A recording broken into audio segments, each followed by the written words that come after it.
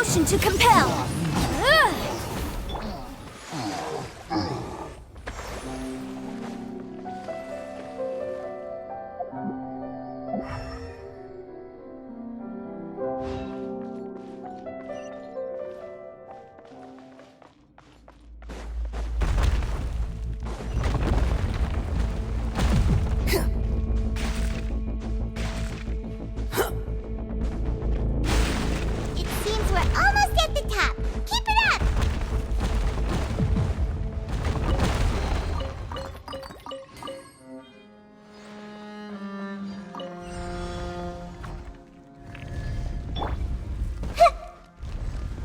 Everything!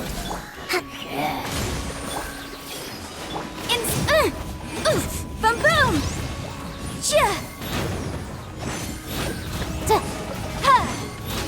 Squall and Fury!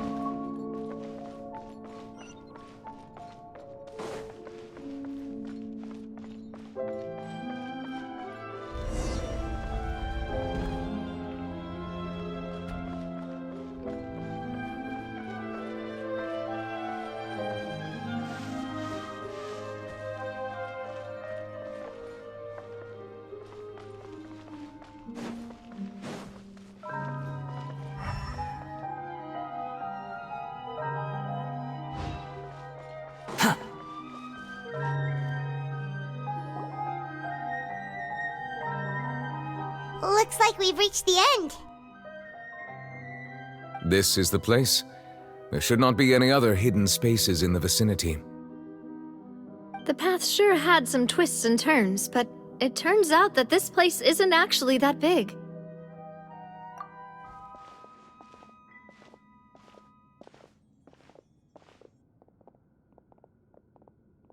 Stone slates. It seems like they were put here as an offering. Could we take them down and have a look? Perhaps we should just leave them be for now.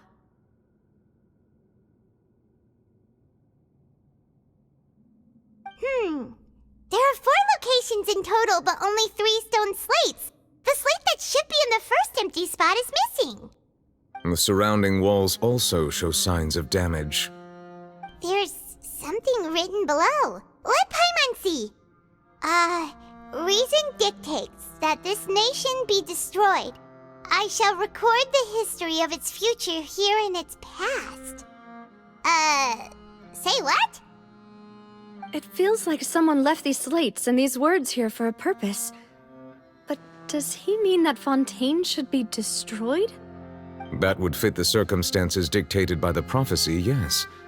Indeed, the slate's contents correspond to it. Take the second slate, for example. There's a person kneeling here.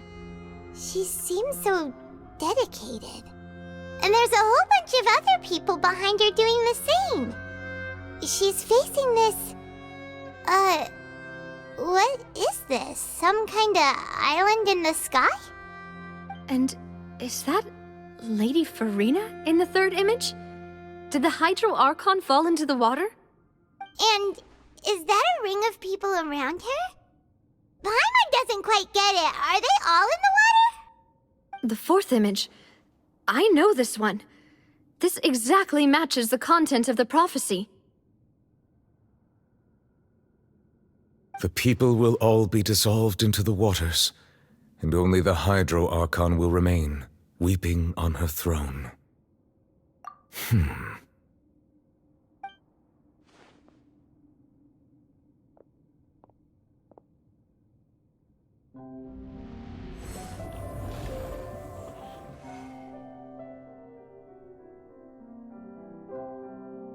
More information should be hidden in these slates, but I fear I cannot easily uncover it, most likely due to us missing the first slate. I am very sorry. Don't blame yourself, Monsieur Neuvillette. Deciphering ancient stone slates isn't one of your duties. Ooh, Paimon's getting the chills just looking at these slates. This says that it's the history of the future, right? That means the prophecy's sure to come true. I really hope it doesn't mean that. Still, Paimon feels like these images are kind of weird when you look at them together.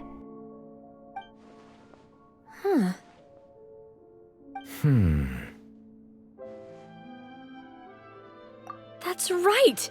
If the images are in chronological order, shouldn't the fourth, the waters drowning Fontaine, come before the third, where the Hydro Archon herself falls into the water? And yet the order is reversed here. If we go by timing, Lady Farina only emerges in the third image. That means that the person in the second image might be the previous Hydro Archon. Egeria, then. I had never met her, but her appearance here does match the records. The previous Archon kneeling before the floating island in the skies, as if confessing a sin. Did she herself commit that sin? And if not, why would she be in such a posture? Also, I'm still wondering why these ancient stone slates are here at all. Judging from their contents, could this place be the origin of the prophecy? Does that mean that someone, or some people, once saw these slates? But who would have created these slates and left these words here?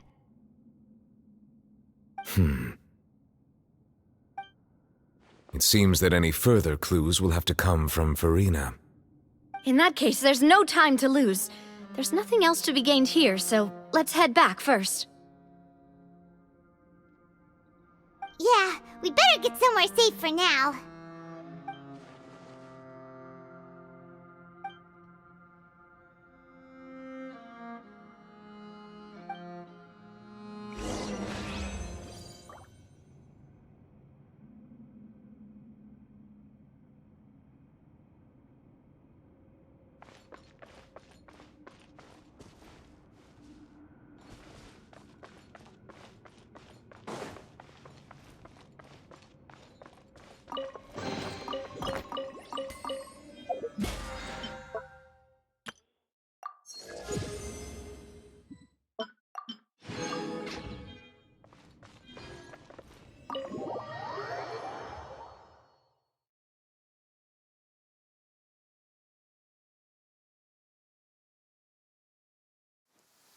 Let's split up here. I'm going to check on what's happening with the Spina. You know how it is. There's some things you just need to be there for yourself. You still have energy for that, Navia? Paimon's already beat. Just head back to the Fleuve Cendre and have a rest then. Thanks for keeping me company all this time. I'll depart as well. Thanks for your hard work today. Rest well, everyone. Traveler, I will go talk to Farina tomorrow morning to ask about the stone slates. I'm sure that you're concerned about this matter as well. If you have time, drop by my office. I will share the results of our discussion with you. Are you really gonna talk to her about this directly? Will that be a problem? Paimon's getting a little scared now that it's come to this. She has long been harboring secrets and will not give them up easily, which makes it all the more my duty to ensure that she understands the present situation.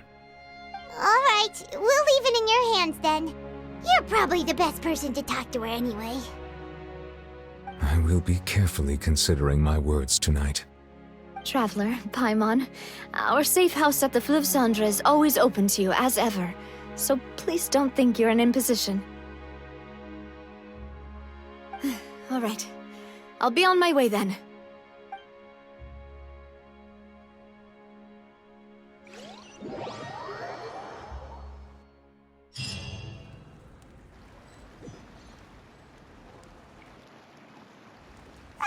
We're finally back!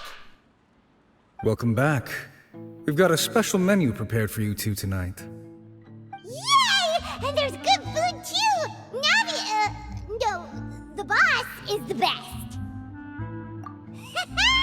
Ooh, desserts! Nice! These are all Paimon's! Paimon's already starting to forget what happened today. Oh, that voice. Is that who I think it is?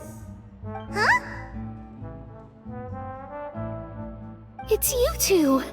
What are you doing in Fontaine?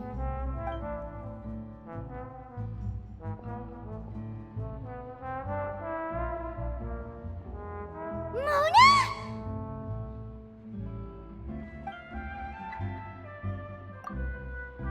Seriously, nobody just uses a scry glass whenever they've got time to just see who they'll meet on the road. Still, we didn't expect to see you here. Wait, you're not a Fontanian, are you, Mona? Well, I have some business to attend to here, so I booked a hotel in the city. I was just out for a stroll when I bumped into you. Quite unexpectedly, if I might add. Why did you think I was from Fontaine, though? Is that because Magistus doesn't sound much like a Mondstadter surname? Yeah, let's go with that. Well, I used to have my own surname, which was, well, some other thing. Either way, the old hag told me when she took me as her disciple that the first step to being a great astrologist's pupil was to change that name. There was nothing for it, really. She really is amazing at astrology, so I changed my name to what it is now according to her wishes. To my surprise, however, Magistus is not the name of some ancient house or clan. It isn't? Nope. Although it is used by us in place of surnames, it generally just means great. Wow! Imagine including a boast in your name. Wait, are you gonna have to put that into your genealogy as well? I reckon so. In any case, I'd give my disciple a name like this as well, if I were to take one. Astromancer Barbeloth Trismegistus. Whoa, that's a long one. Does it also mean great or something? My name means Mona the Great Astrologist. As for the old hag, hers is, in plain speech, the thrice-as-great Scholar of the Stars. Just take it as a title specific to astrologists. Thrice as great? That's so petty. I know, right? That's just how she is. She used to call herself Magistus, actually, but when she took me in, she changed her name to Trismegistus. Talk about excessive. Magistus is thus the calling card of our school, so to speak, which makes it about the same as a surname. It's all right if you don't get it. You can look into it further should you need to study astrology more deeply. That sounds terrible! But anyway, you're not Fontanian, are you, Mona? You're from Mondstadt, right? Well, I was born in Mondstadt, yes. My parents migrated to Dorman Port, and I traveled with the old hag for a while, after which I settled down in Mondstadt City. Oh, that's a good thing then. At least we know you won't be dissolved by Fontaine's waters. Speaking of that, I'm sure you're aware that a bunch of things have happened here in Fontaine, right? I know you're not a local, but I'd avoid getting too close to any water that looks strange all the same. There's something ominous about it. Well, the water, I mean. That was the main reason, yes. Just a while back, the Steambird invited me to take part in a panel and speak about the circulation of the prophecy as an astrologist. The invitation was sent quite early on. I don't think anyone expected Fontaine to be in this much trouble. What do you make of that prophecy, Mona? Just tell us what you think as an astrologist. Your word would go a long way to make things more certain and less scary. What I can tell you is that I'm an astrologist, and that this prophecy concerns the fate of Fontaine, even that of Altivat. Ascertaining this is akin to reading the fortune of the whole world. I'm afraid that this is not something that just anyone can do. If I could do it, you would no longer call me an astrologist, but a visionary. But on the flip side, the prophecy is so huge and powerful that it must surely come from a powerful visionary. Its contents involve the fate of the world. Disregarding it would be a mistake. A visionary? Sounds really powerful and all, but does such a person really exist? Of course. The old hag could do it, and I'd bet there are others amongst those Hexenzirkel colleagues of hers who could do something similar. Huh? Are you sure? All right, I'll help you. It isn't often that I see you with such a serious look on your face. I'll tell you once I hear back from her. Thanks, Mona! You're amazing as always!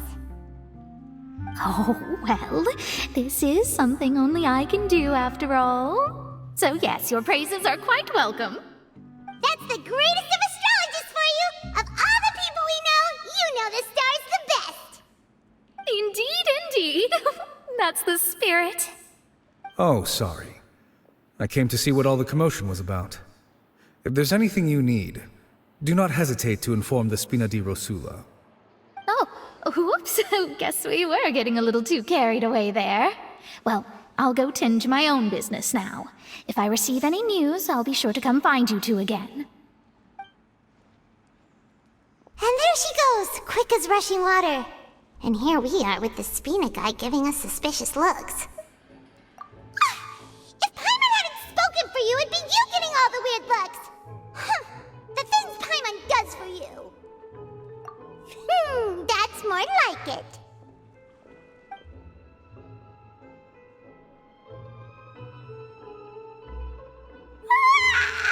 Good morning. To be honest, Paimon's still feeling kind of sleepy. But it's time to get up, Traveler. We agreed to go see Neuvillette, so let's pack it up and get going.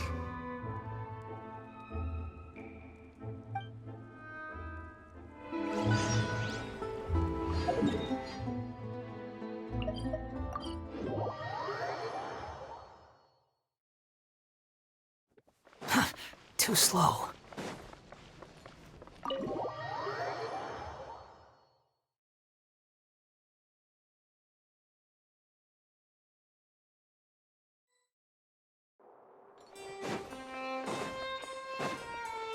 Quit following me.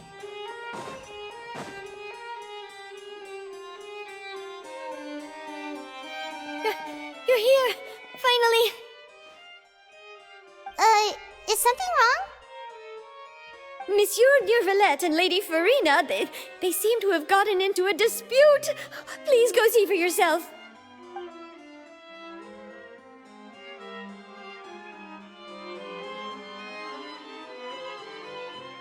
Like I said, I've already explained everything. And yet the problem has not been properly solved. There is little space for excuses between us. It is not my intention to offend you, but please, tell me where you stand. You are the Hydro Archon Focalor, are you not? Look at this. This is a list of the victims from the recent Poisson incident.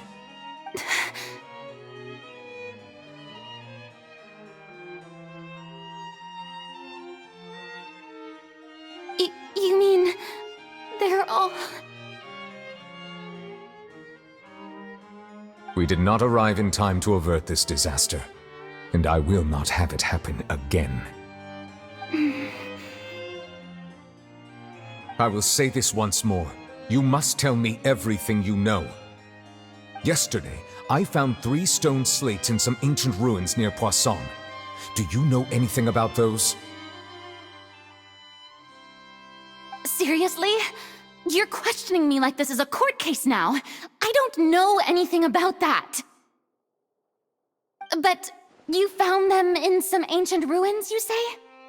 That's correct, which is why I came to ask you some questions. There should have been 4 slates, but one of them was missing. The other 3 featured different images that seemed to correlate to the prophecy. The prophecy? The second of these slates depicts the previous Hydro Archon Egeria kneeling before a floating island in the sky, as if confessing something. Do you know nothing of this either? I don't. I've never seen such slates. I'll ask you again. Do you really have no information regarding the previous Archon? My deciphering of the slates indicates that the Hydro Archon Egeria once had to confess to, or apologize for, a certain sin. If anyone would know about it, it should be you. All gods don't have the same secrets, you know. She was herself and I'm me. Is it really so strange that I know nothing? I understand your concerns, but I'm sorry. I just don't have anything to tell you. Forgive me for saying this now, Lady Farina, but I have long known of your various secret investigations into certain matters. There are several indications that you have been investigating the prophecy on the sly. This is not strange in itself, considering that you are the Hydro Archon. But it is strange that you should also claim to not know any of Egeria's secrets, as well as do nothing following your inquiries. You have never been as superficial as you have presented yourself to be, nor are you a fool. And yet, your behavior is very inconsistent.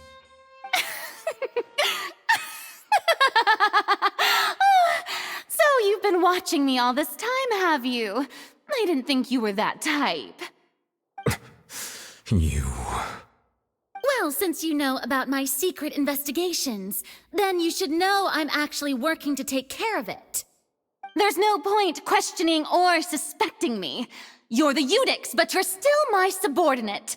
You should be following my lead. Just trust in me, you're Archon, and do as I say.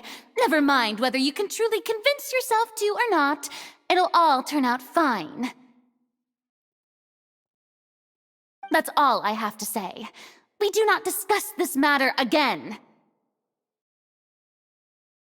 Oh, the opera's about to start. Toodles!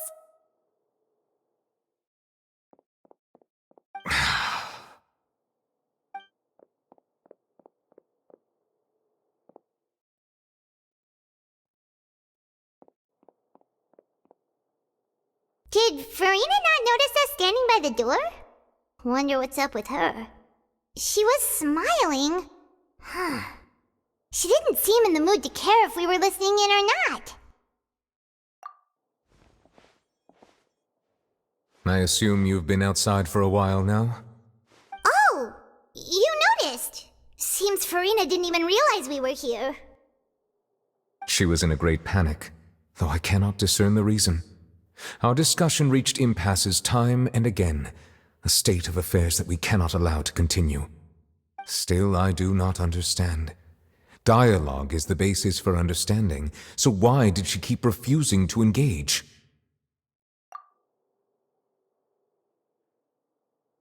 Everyone in her inner circle has noticed that she is hiding some secret. The issue is her attitude. I fear that she will not reveal anything unless absolutely forced to. We may have to create a situation in which she will have no choice but to speak. Oh? Like what?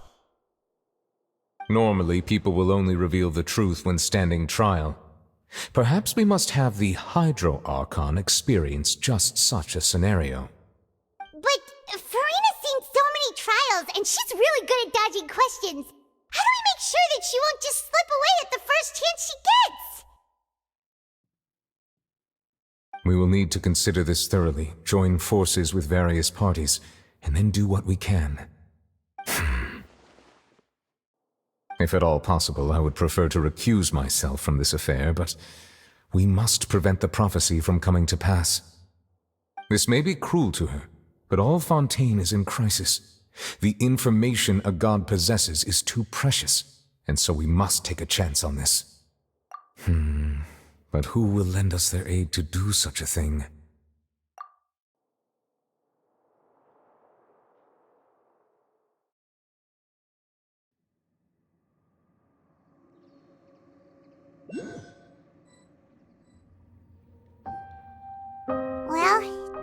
everyone, huh?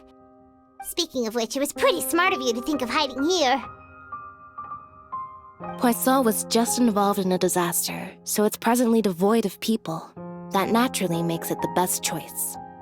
And here you are drinking tea like it's the most natural thing in the world, huh? That's what families should do. Sit and enjoy a leisurely time together. It's nice to enjoy tea here, you know? Care for a cup? Lend me your ears, everyone. Or perhaps one of you might like to start us off. How about you, friend?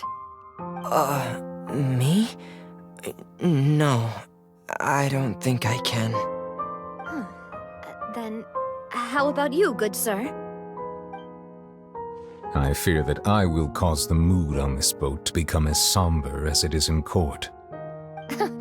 Well then, I guess we're lucky we've got a local like me to organize things. Wonderful, the spotlight at last. I guess I'll be facilitating things from here. That was a little long-winded, don't you think? Oh, you might be right.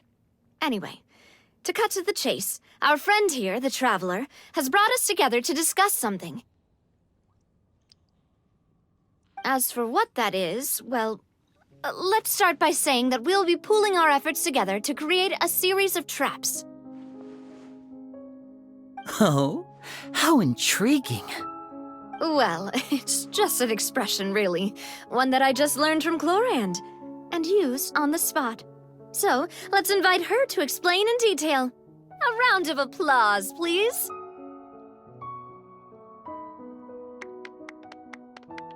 Huh? Didn't you say that you would be facilitating this? Oh, come now. Your work doesn't involve much public speaking, right? This is a good chance to practice. You might even pick up some fancy oratory tricks to impress your boss with in the future. I see. And what does my boss say? He is glad that you consider him your boss. Do go on.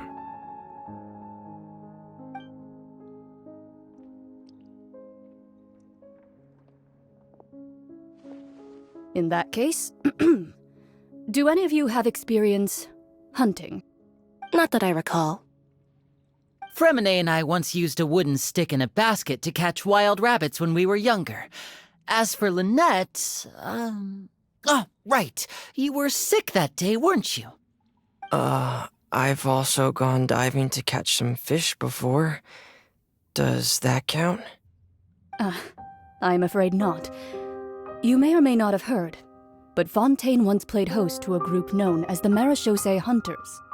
Though that was their name, they did not hunt animals, but rather various monsters left behind by the ancient dynasty of King Remus. Today, Fontaine's monster population has already thinned greatly, so the hunters have blended back into society, taking up arms in other lines of work. They even left a unique methodology of hunting in their wake. A trap comprises of the following components: bait, a trigger, and a containment device. Sometimes a lethal implement will also be necessary to deal with the prey. So, if we were to build a trap together, right now, what would you choose to build it with? For me, I would prefer something basket-shaped. Pigeons and rabbits will see the bait and naturally enter the snare. Our line of work requires a deft hand, and we're some of the best in the industry, so you can count on our techniques. You used some of those techniques while moving the people of Poisson, didn't you?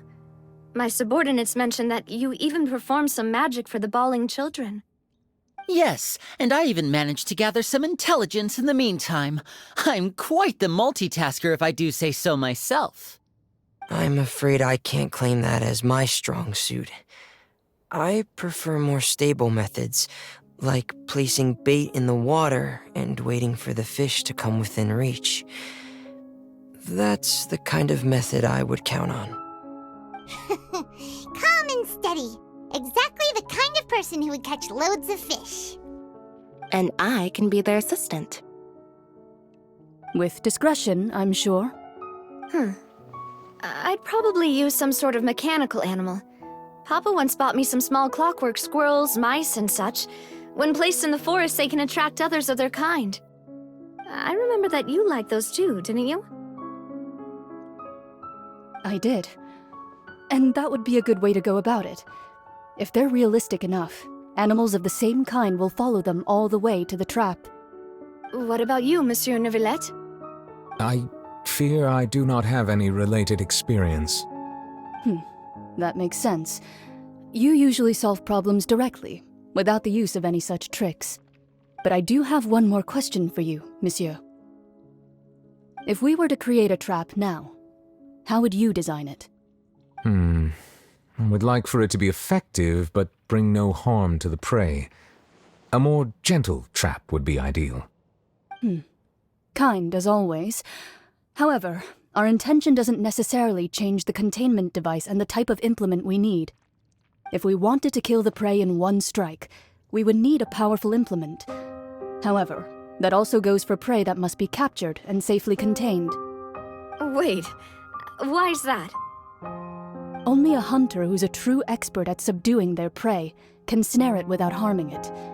The line that divides life and death is often exceedingly thin. So are we going hunting together? Huh. We hadn't thought of seeing ourselves as hunters. It kinda works, but maybe it's still not the best metaphor. If our means of capturing and dealing with our prey is to put them on trial, then the hunting metaphor is actually quite accurate. But we shall require much more courage than any hunter to judge a god, a being whose seat is an exalted throne. Oh, so that's what's going on. Sounds very interesting.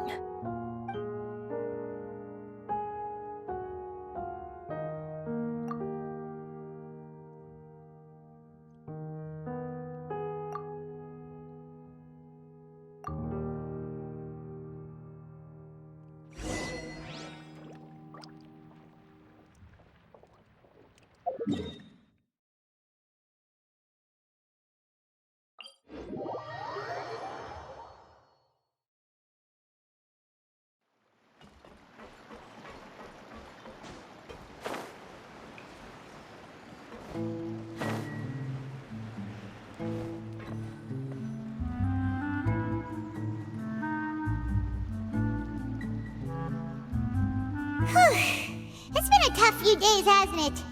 So much has been happening.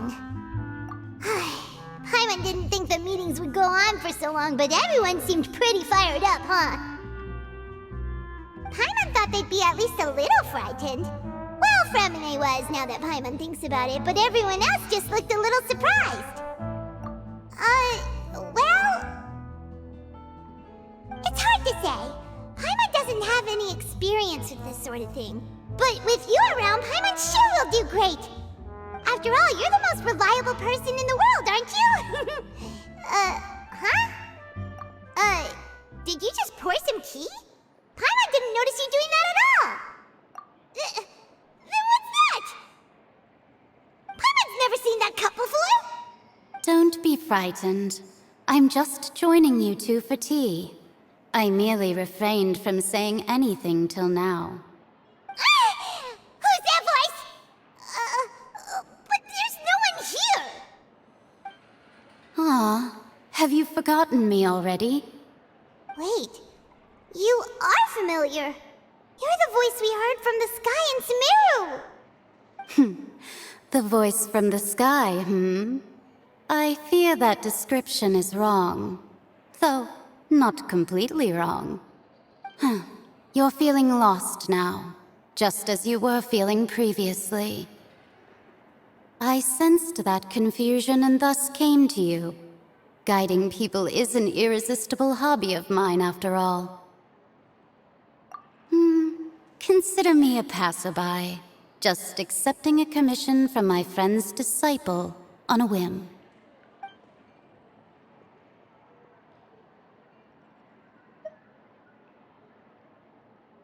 The prophecy.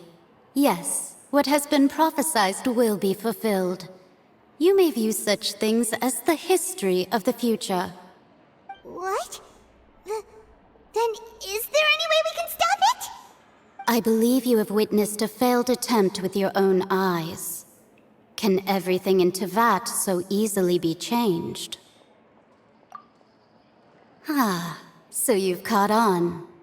Just as prophecies are usually only the future as seen from the perspectives of the gods, could things be happening in hidden corners where the gods' gaze does not fall? Are the things that you shall see different from the fate that the gods perceive?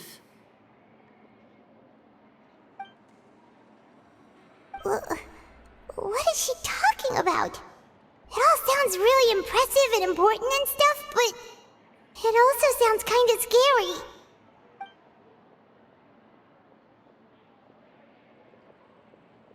I believe that you understand, right? Some things are insignificant, but others you must reach out to change.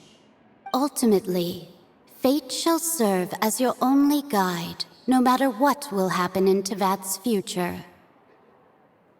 All you need to do is to play your part. This was good tea, by the way. Thank you for your hospitality. Well, that'll be all for today. The voice.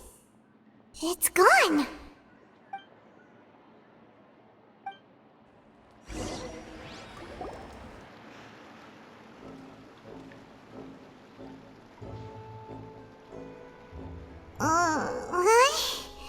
I want to hear someone talking. Alright, coming! Hey, it's you who's getting lazy, okay? Well, I see I've walked in on some lively banter. Luna! Fine, just fine. I went to take part in that Steambird panel. It turned out to be more interesting than I expected. Not all Fontainians are pessimistic about this. One journalist mentioned that sitting around and waiting for the end to come would be wrong, and that they should make their own rescue preparations. I agreed, so we had a brief chat with her. Did she have pink hair by any chance?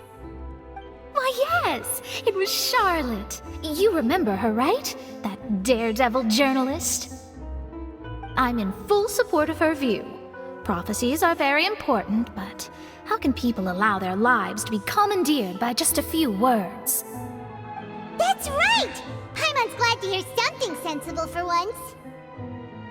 Ah, yes. About what we had discussed before.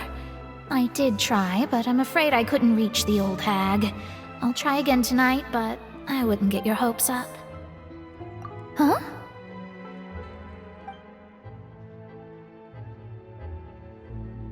Goodness gracious. Are you serious? She said that even the god's gaze has blind spots. Pretty bold if you ask Paimon. Most people would believe the gods to be all-knowing, right? The Hexen Circle members are certainly anything but ordinary. As for the mage named N, the old hag has mentioned her a few times. She said that N's sense of direction is incredible, and that she loves guiding those who are lost. But I've never met her, and if she were still alive, she'd be... well, suffice it to say that the hag's at least a few hundred now, and N's been around for longer than that. Whoa, the Hexen Circle sounds like a scary group. But they must really stay in shape to live so long. Their abilities alone are pretty terrifying. If she came to see you personally, then the problem you're facing must truly be of great importance. Well, it's not like Paimon could understand anything she said. Yes, she was quite cryptic, but I suspect she means that there is still a way to turn things around. She didn't say when or what that would be, though, so... perhaps it is something that you cannot know right now.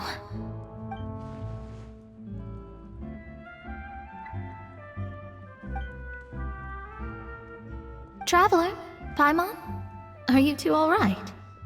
Oh, we're fine. We're just a little down right now. It kind of feels like the end is coming, you know? I see. I feel that same sense of desperation, too. I guess you could consider me someone who has often witnessed fate. So far as I have seen, it cannot be swayed. But even so, I still hope for, and believe in, miracles. Astrology is eternal and rational, but fate may not be. It is cruel, but it can also be beautiful. Perhaps that's what En was trying to tell you. Not to lose heart, and to believe that what you are seeing playing out before you is not yet set in stone. I did originally think of steering clear of all this, but I couldn't. Even if this is all futile, I still wish to help everyone. If we don't struggle to the last, then how can we face the end when it comes? Huh. You do have a point. There I go, talking about astrological principles again. Sorry about that. The moment I start talking about work-related stuff... I need to get going. It was worth trying to comfort you, even if only a little. I believe that you'll help those who are struggling in the same way I did. I suppose that might be why we always seem to meet by coincidence. Paimon feels kinda moved by what Mona said, but also kinda sad too. Hey, Traveler, Paimon suddenly feels like going outside for a walk. Let's go. Let's walk around the city, shall we? There's a few spots we always like to walk.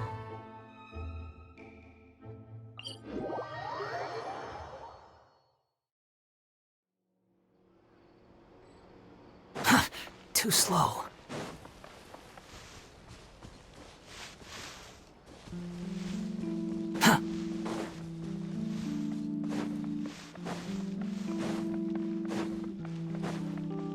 Quit following me.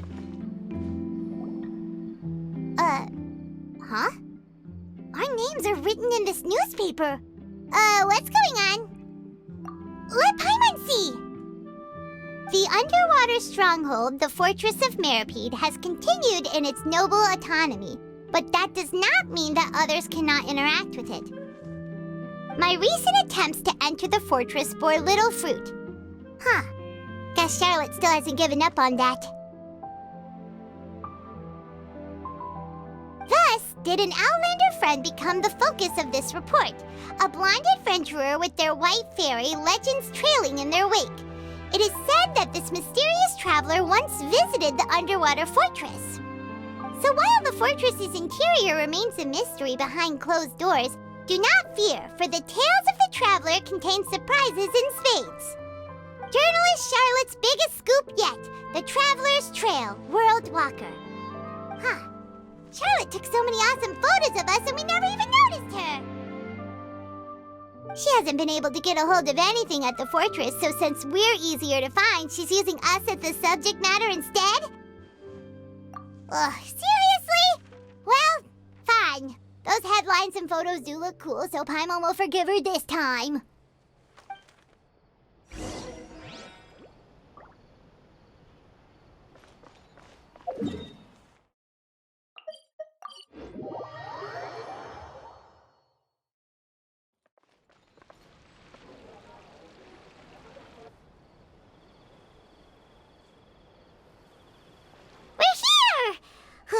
Paimon's hungry. Should we go in and get something to eat?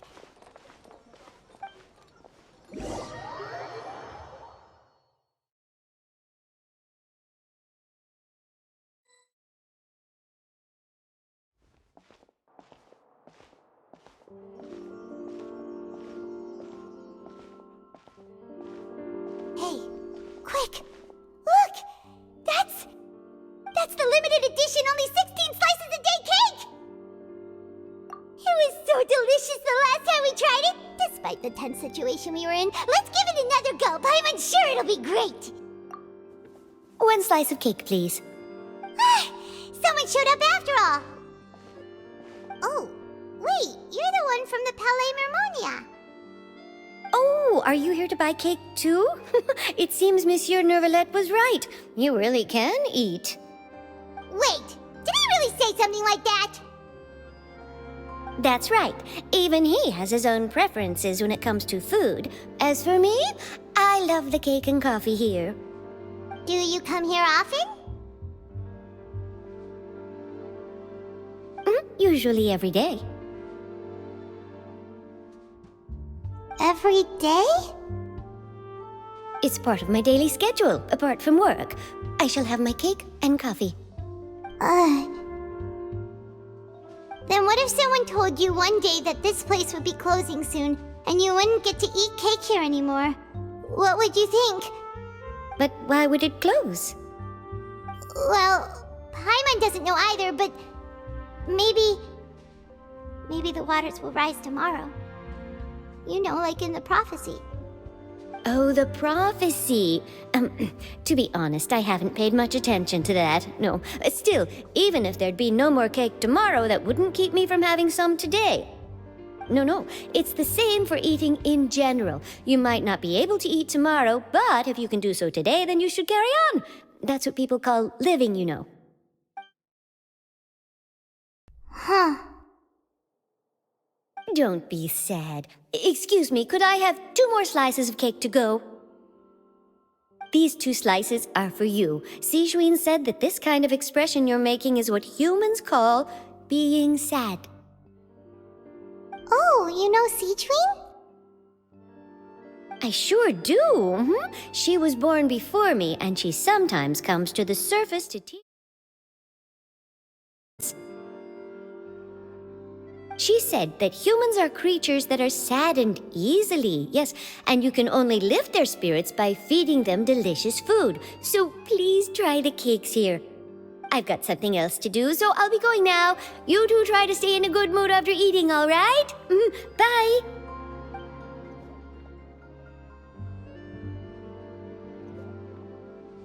And there she goes. All right, let's dig in. Paimon's sure this cake will be delicious.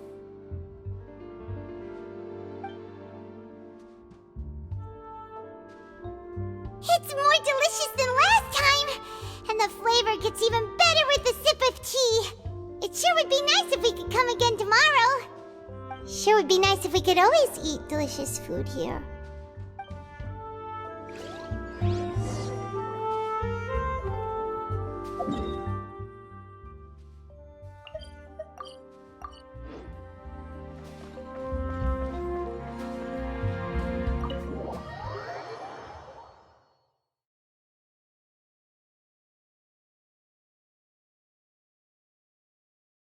Oh, we're near the Steambird office. Let's go look for Charlotte and have a chat.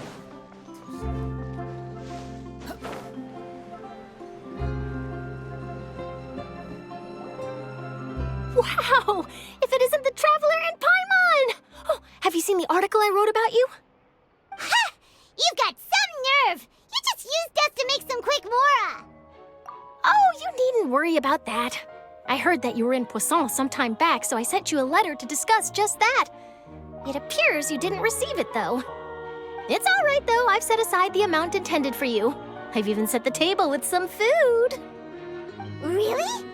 Oh, you're the best! You're almost a little too easy to win over, Paimon. If I were a journalist with ulterior motives, you'd be in trouble now, you know. Oh, Paimon knows you're not like that. Still, what brings you here all of a sudden? Were you looking for me? When Mona mentioned you, we thought of coming to see you at work.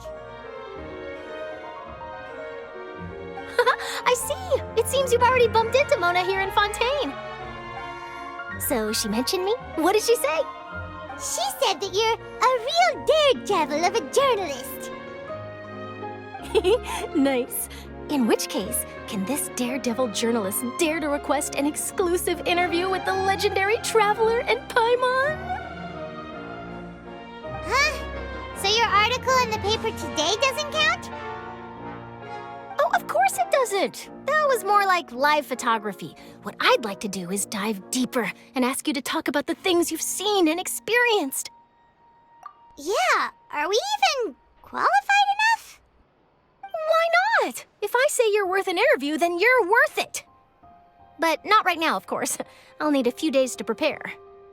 Oh, in that case, we'll just chat when you have the time then? Oh, so that's a yes? Ooh, splendid! I'll tell the editor-in-chief immediately. I'll have to apply for lighting, a venue, some props, and...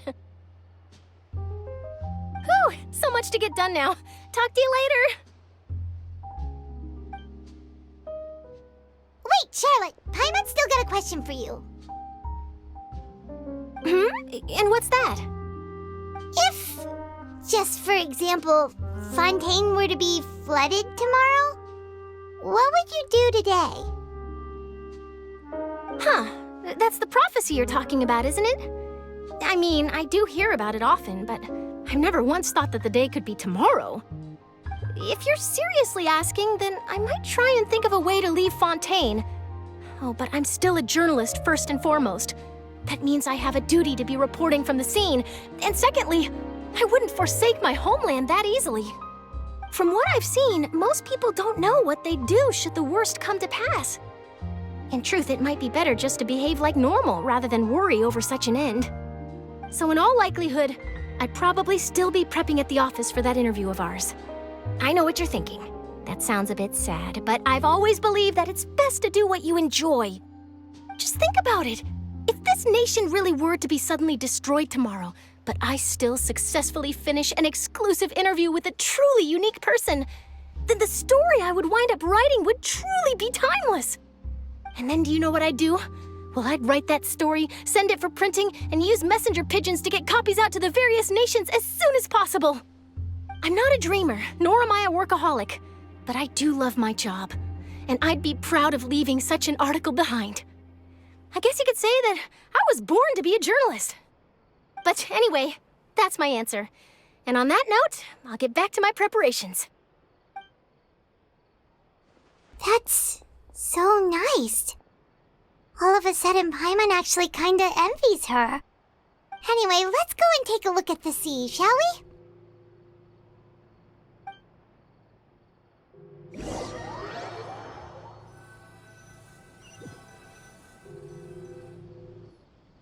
The sea breeze and scenery can be a pretty soothing combo, huh? Paimon's been thinking. If it wasn't Fontaine, but all of Tevat that would be destroyed tomorrow, where would we go and what would we do? No, Paimon should ask, if you could choose, what would you like to do?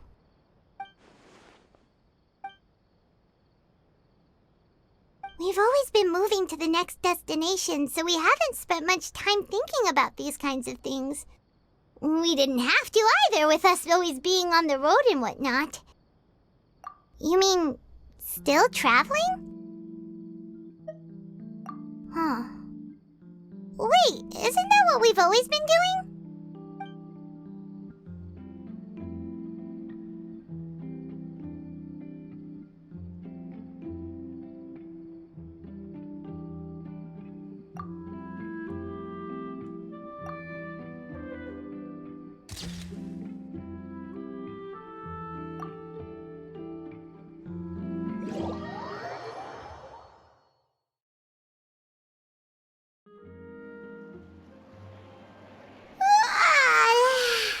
Feels like you'll grow mold if you stay here long enough.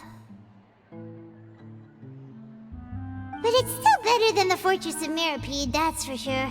It's not only damp there, but salty too. Ah, so the two of you are still here. Wonderful. Oh, you're from the Palais Mermonia, aren't you? Yes, I'm Isadora. Monsieur Nervillat sent me to look for you two before. I heard that afterward you went to the Fortress of Meropide. Not at all. I'm well aware that you're friends of his. Actually, I'm here to pass along a message from him. Yes, inside the Opera House. The Maréchaussée Phantom has declared the incident a small-scale riot. A riot? Well, that said, I don't personally think it was that serious. Lady Farina was watching a performance at the Opera House, and while she was resting during an intermission, some other audience members suddenly started harassing her, loudly accusing her of doing nothing about the prophecy crisis. And before she could respond, others started to join in. The crowd continued to grow, and protests against the Hydro Archon started to break out. So people have started to put the blame on Farina. Guess they finally found an outlet for the pressure they've been under due to the prophecy. I agree. People will naturally rely on gods, as is customary. But the moment people feel threatened, gods are also the first to be blamed. So what happened after that? Is Farina okay? Seeing that the situation was spiraling out of control and that further argument was pointless, she claimed that she'd gotten tired of this and left in a hurry. The Marechaussee Phantom had their hands full maintaining order and did not catch where Lady Farina had gone.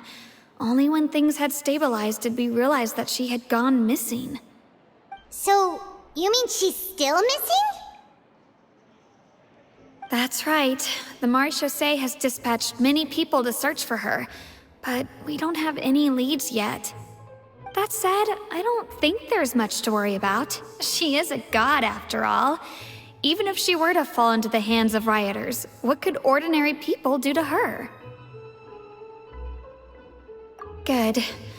Monsieur Nervillette sent me to tell you about the situation, but he didn't say anything else. Don't worry, this is more than enough to go on. Thanks for keeping us informed. Ah, is that so? Well, all right then. In that case, you two take care. I'll be heading back to the Palais now.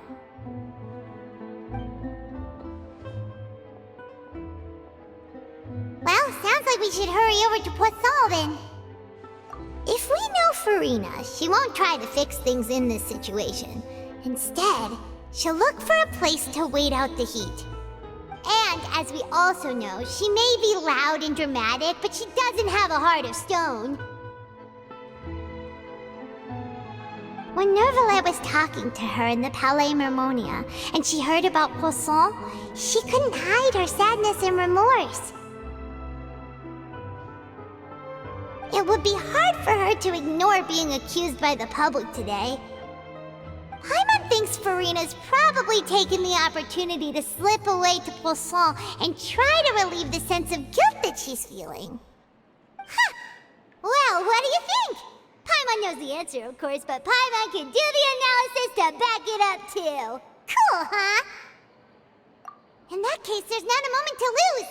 Poisson, here we come!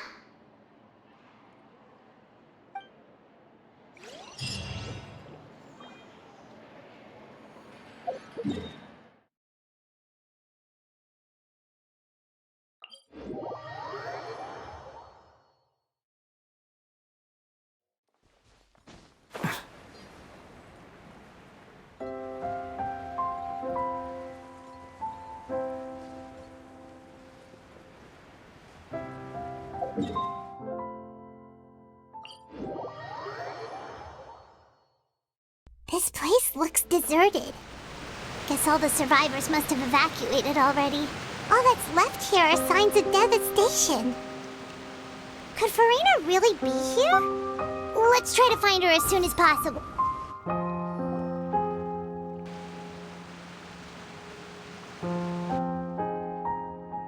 Ah, that's Farina, right over there. She really is here all on her own.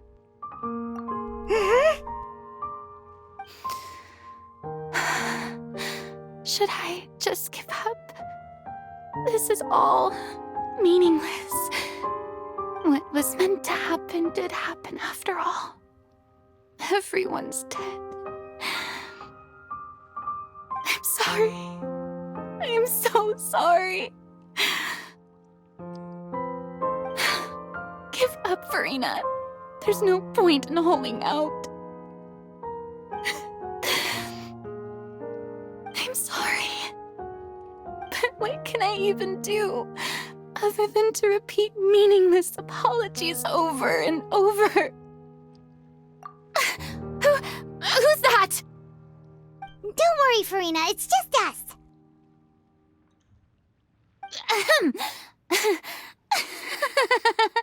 So it is you, blonde traveler from another land. Why, I almost thought you were someone from that mob of my ignorant subjects. Come to kneel and beg for my forgiveness. Farina, you were crying just now, weren't you? The tear stains on your face are obvious.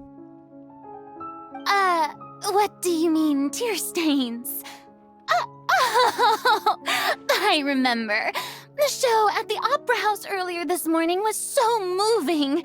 I'm still trying to process it. Who did that uncivilized rabble think they were, disturbing my enjoyment of the arts? They even dare to tout their Archon! I must teach them a lesson. I can just imagine their twisted and frustrated faces once they realize that I'm nowhere to be found. Oh, and I'm sure Nouvellette and those people from the Maréchaussée Phantom are freaking out right next to them, too.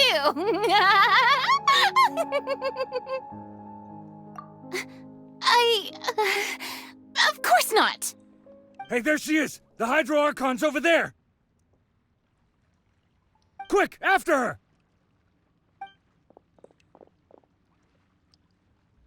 Farina, those people seem to be after you. They are... They're just some rabid fans who want to cut the line because they haven't been able to meet me in person, aren't they? That's against the rules. I can't let them get their way. Farina just ran off! Quick, we have to catch up with her!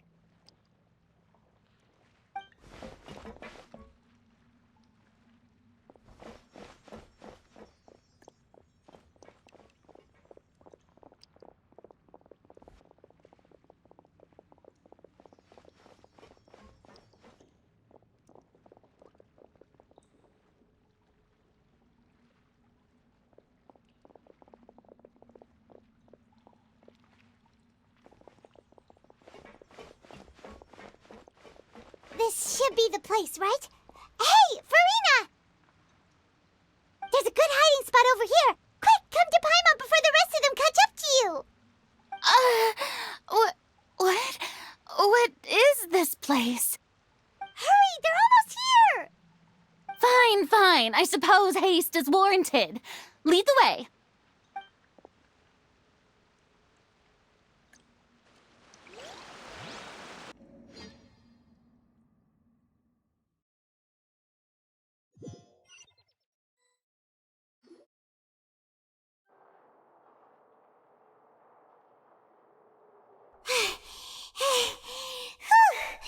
Paimon's exhausted.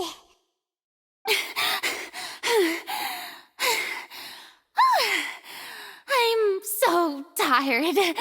I totally thought they had caught me. No, I mean, I merely gave in to the sheer enthusiasm they displayed. You're right. Yep, that's a good girl.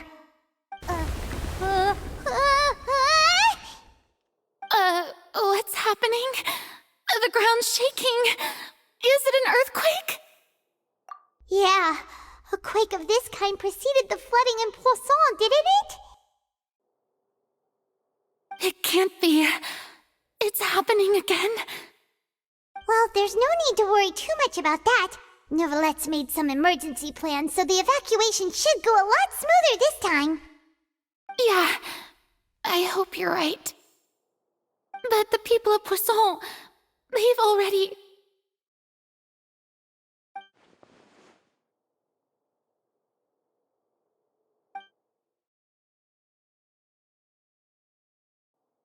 It's true. I've been investigating the prophecy for hundreds of years. I once had informants all over Tevat, searching for clues and feeding information back to me. I've tried all kinds of ways, too, to hold back the sea. Anything to keep the coastline from advancing. But all my efforts proved to be futile in the end. Really, the truth has been clear to me for a very long time. We cannot make an enemy of the divine. No matter what we do, the will of the heavenly principles will have its way, and the prophecy shall be fulfilled.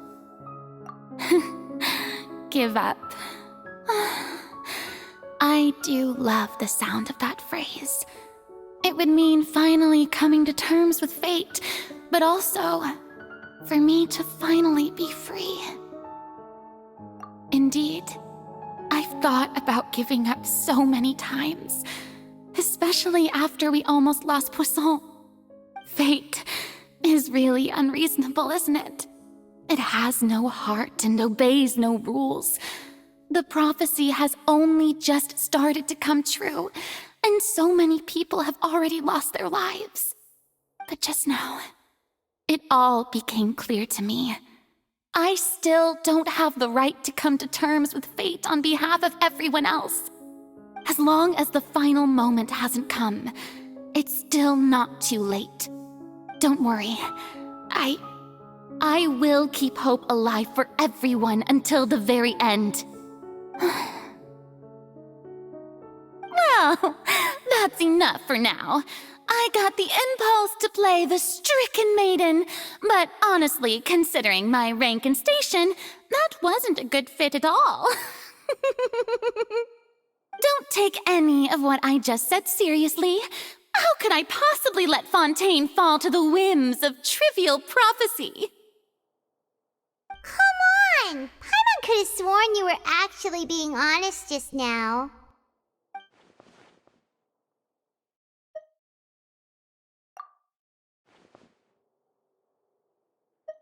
Share my burden. That's impossible. It was fated right from the start that this would be my duty alone. A witness. Yes, I've heard that you came to Tevat from beyond the stars, yes. In other words, you never belonged here. And if Tevat is, in its entirety, a show on a stage, then you're just a spectator, aren't you? If that's the case...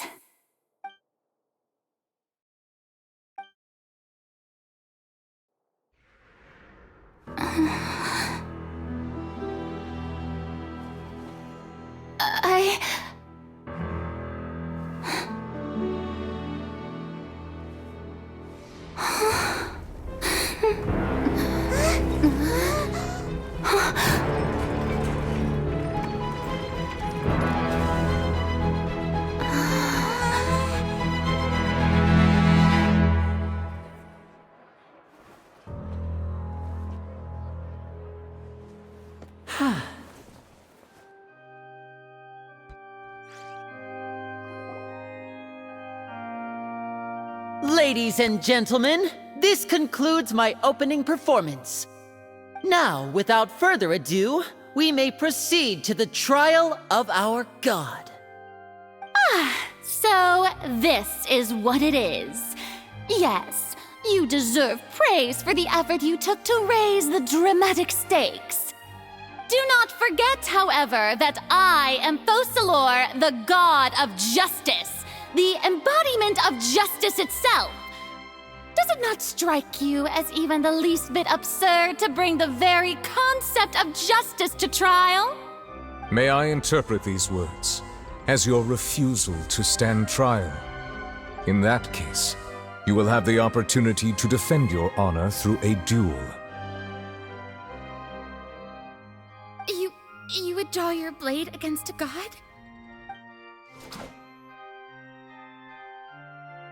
I see. It seems like you have made up your mind.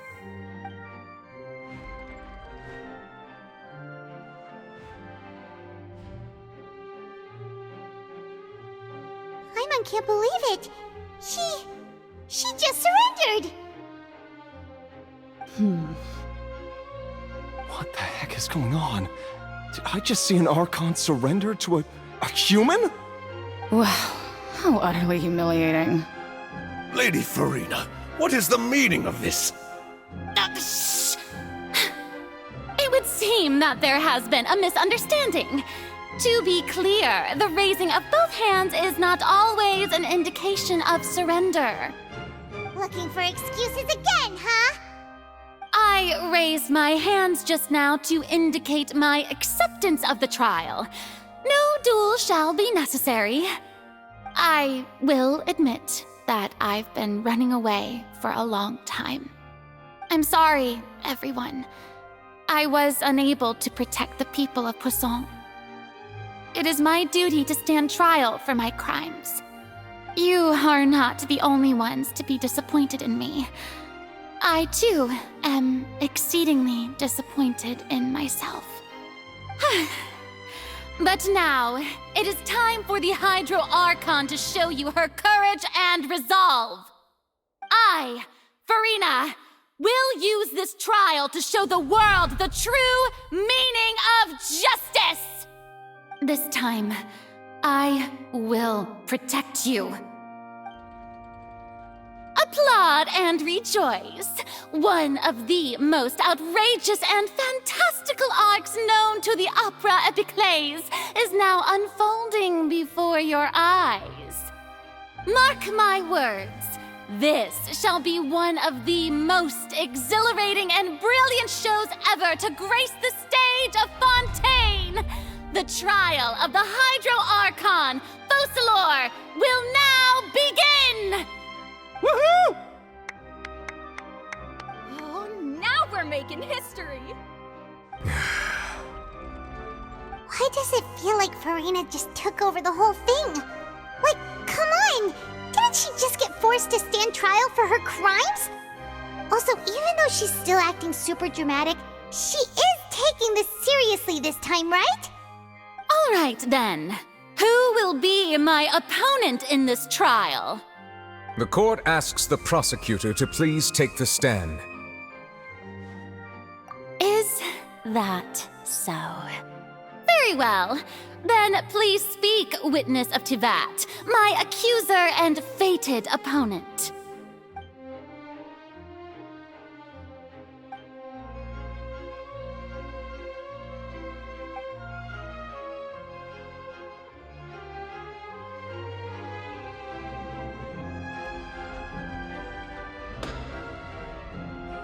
Also, please allow me to ask, as a final question before the trial begins. Just how much work did you do to force me onto this stage? Well, we did do a lot of prep after the meeting that day.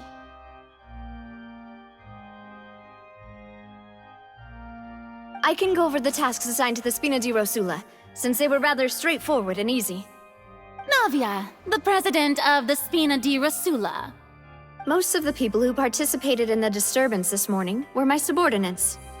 They changed into plain clothes and came to the Opera House as regular audience members, waiting for the perfect opportunity to incite insurrection against you. The people's resentment against their Archon has been building as more and more of the prophecy is fulfilled. A spark was all we needed to turn smoldering anger into a flame. Moreover, according to our understanding and analysis of you, when something like that occurred, you would likely flee the scene and head to Poisson by yourself. So, we arranged for a second group to lie in wait there. So, you mean, the ones who scoured the settlement for me were also from the Spina? And their goal was to force you to step into the giant magic box so you may personally participate in the greatest magic performance in all of Fontainian history. That's right. That house was a magic box, rather than someone's residence. As the super ultimate version of the setup that I used when I first performed at the Opera Epiclese, the volume of the box was increased by a whole order of magnitude, and the distance it traversed was the entire gap between Poisson and Aranias. Its cargo, of course, was an Archon instead of a human. My thanks, Farina. Without your help, we could never have pulled off such an extraordinary performance. You're welcome? Of course, this performance was only made possible with Father's support. The House of the Hearth spent a massive amount of labor in Mora to pull this off. We had to select a location, construct the giant magic box, dig a tunnel, and open up a path through the water. It was a lot of work for all of us. So, in other words, the earthquake that we felt within the giant magic box was just a normal tremor from the transportation of the whole house? That's right. It wasn't a sign of another disaster to come.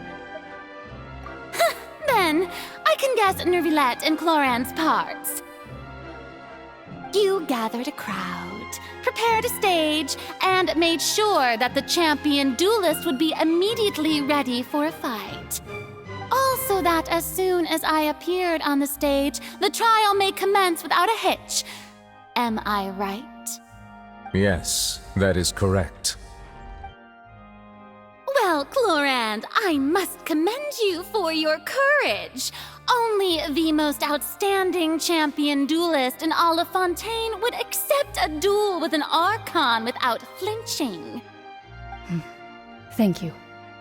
As for you, Traveler, I suppose your role was to keep me distracted with conversation once you found me in Poisson. You'd make sure that I didn't notice anything amiss before revealing yourself as my prosecutor once we'd arrived onto the stage. Oh?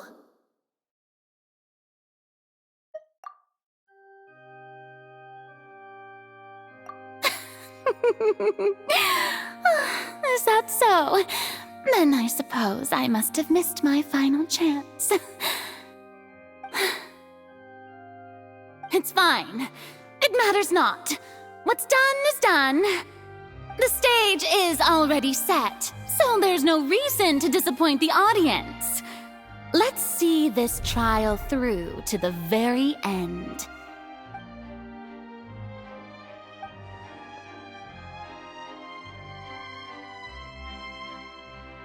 Madam Prosecutor, please allow me to pass this along. This is a document that Miss Charlotte applied for and received permission to share with you during the trial. According to her, it should speed up the proceedings. Huh? Charlotte wanted to give us something? Oh, so she's here too! Hey, Charlotte! Oh, let Paimon see. Isn't this the exclusive interview that she did with us before? So she's already finished it, huh? Wait, then that means this document is a perfect timeline of everything that's happened ever since we stepped foot in Fontaine! So in other words, we can refer to this anthology of evidence every time we want to use something from our journey as evidence for an argument! Let's quickly confirm the information in it. Just think of it as a refresher, alright? You defeated the Hydro Archon in the very first duel you took part in at the Opera House. That's one for the history books, all right. I didn't think that you'd wind up getting to the bottom of the case I'd been following all this time. I guess you could also see this as a happy coincidence. This is the first time Monsieur Nervilette had a difference of opinion with the Oratrice. Even the Hydro Archon can't figure it out. A Fatui Harbinger. She's an extraordinary person. Her instinct must mean something. The fortress of Meripede was almost destroyed in a single day. That I didn't witness that scene personally will always be a source of professional regret, I think. According to Monsieur Nervilette, both Child and that whale should have been in the primordial sea at that time. I nearly lost my awesome friend Navia. To be honest, that still gives me shivers. The words of someone as extraordinary as a witch can probably only be truly understood when something surreal happens to you.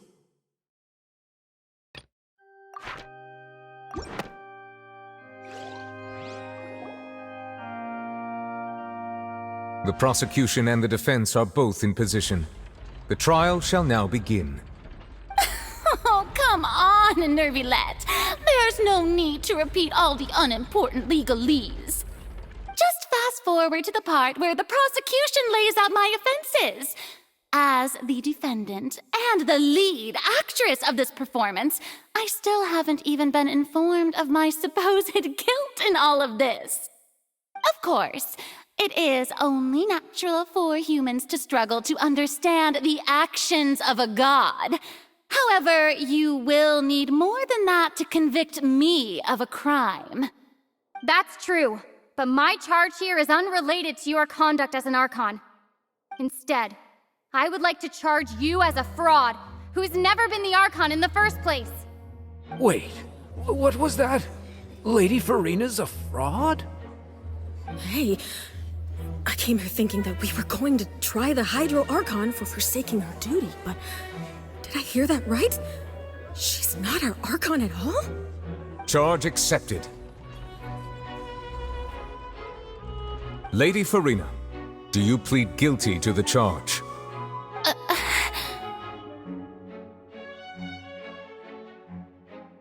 Lady Farina. I plead not guilty. How can I be guilty? There is no way that I, Focalor, otherwise known as Farina de Fontaine, a member of the Seven and the Regina of all waters, kindreds, peoples, and laws of Fontaine, could be anything other than your true Archon. Yeah. Even though Lady Farina can be rather eccentric, isn't it going too far to doubt her very identity? Yeah, I've never questioned her identity either. Sure, Lady Farina can be super irresponsible, but what grounds does that prosecutor have to make such a huge claim? I have cause to believe that common sense will prevail in this case. Many of the members of the audience have known me as the Hydro Archon ever since they were born. There would be no fooling their memory. See? Even the Oratrice has decided to show me its favor. Are you sure you want to commit to a charge that will never be upheld?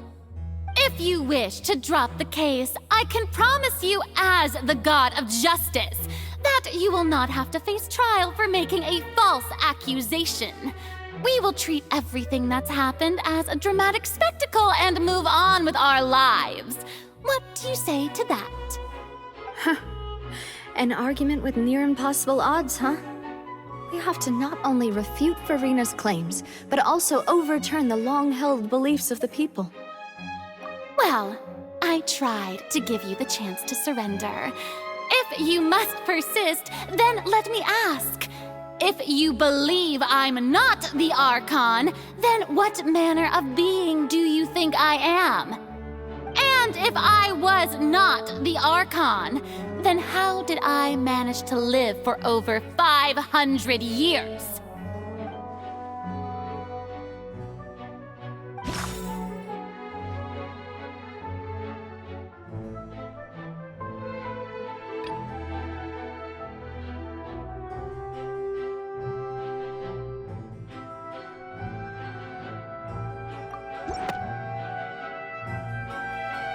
First of all, you may be a member of another long-lived race, which would allow you to naturally possess an extended lifespan.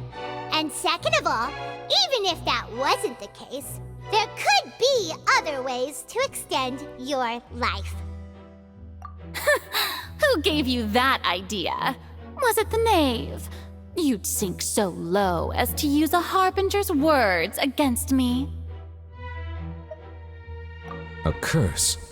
I once thought it possible that the aura of an Archon might naturally resemble a type of curse. But in light of this claim, perhaps what I sensed was not your divinity, but a curse after all. You sensed it too, huh, Neverlet?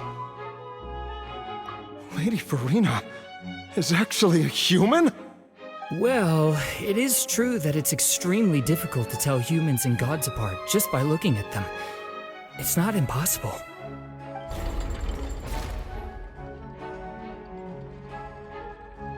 Well, don't start celebrating too early now. Even if I have been carrying a curse like you said, how does that prove that I am merely a human being?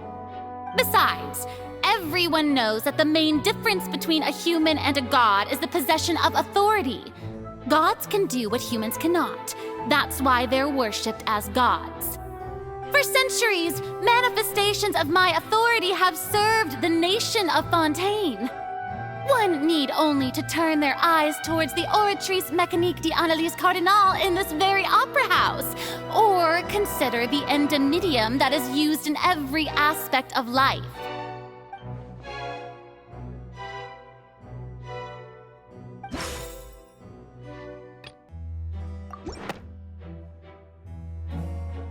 You tried to reference the Oratrice, but weren't you as confused as all the rest of us when the Oratrice declared Child to be guilty without any proof? Otherwise, You should have come up with a good explanation for that by now. Didn't I make myself clear at the time? The decisions of the gods are naturally difficult for humans to comprehend. There is no need to provide an explanation. Lady Farina, I believe a reminder of your current circumstances is in order. While the court is in session, the principles of justice and the law must come before all else. While you are an Archon, you are also first and foremost the defendant in this trial. You will prove yourself unable to defend against the prosecution's charges if you continue to withhold vital information against the rules of the court. I never thought you'd use that kind of rhetoric against me. That was no trick of rhetoric, Lady Farina. I've merely reiterated the rules of the court. Rules that all should respect and follow. So, you neither knew why Child was declared guilty, nor did you understand the structure and operations of the Oratrice. Instead of having been created by you, the manifestations of authority you mentioned have been made by the real Hydro Archon, haven't they? The real Hydro Archon? Well, now you're really losing me. It is true that I did not know why the Oratrice gave out a guilty verdict that day. But the Oratrice handed out that verdict unilaterally, and it has been operating independently ever since it was first created. You can't argue that just because a divine creation is flawed, that the god behind it must also be no god at all. She's still throwing out all kinds of excuses. Seems like she's confident that we won't be able to produce proof that she has no power over the Oratrice. My power as an Archon. There are many ordinary citizens in the audience. How can I just carelessly demonstrate the formidable power of an Archon? If that poses a concern, I'm prepared to extend my protection to the audience. You don't need to go that far.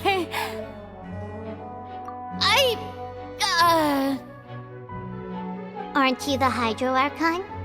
Or is it that you can't even wield the power of Hydro, much less the authority of a god? Indemnitium! Yes! It's all because of Indemnitium! All Archons derive their power from the faith of the people, and I've converted the people's faith in justice into Indemnitium! Thus did I give up all of my divine power to provide everyone with energy for their daily lives. Have you ever seen a more magnanimous god? Isn't that a huge stretch? Yeah, no matter how generous an Archon can be, how could they give up all their power? Can a god with no power even still be called a god? It seems like nobody's buying Farina's excuse. Hey, come now, everyone! Please don't stare at me as if I was a liar! I'm still the same Farina you knew, right? The one that you loved! Shouldn't you want to believe in me? Please? You've got to believe me! If what the prosecutor said is true, she really has committed a grave offense. Did she deceive all of us? And all of our parents and grandparents too? And all of our ancestors? Ever since they were born? Enough! That's enough. Tell me then, if I'm not the real Hydro Archon, then who is? If you have no evidence of another Hydro Archon's existence, nor can you find anyone who can back up their claim to be such, then what grounds have you to say that I'm not actually the real deal? Wow, she came up with yet another argument. How can we refute her now? Seems like she really doesn't want to give up.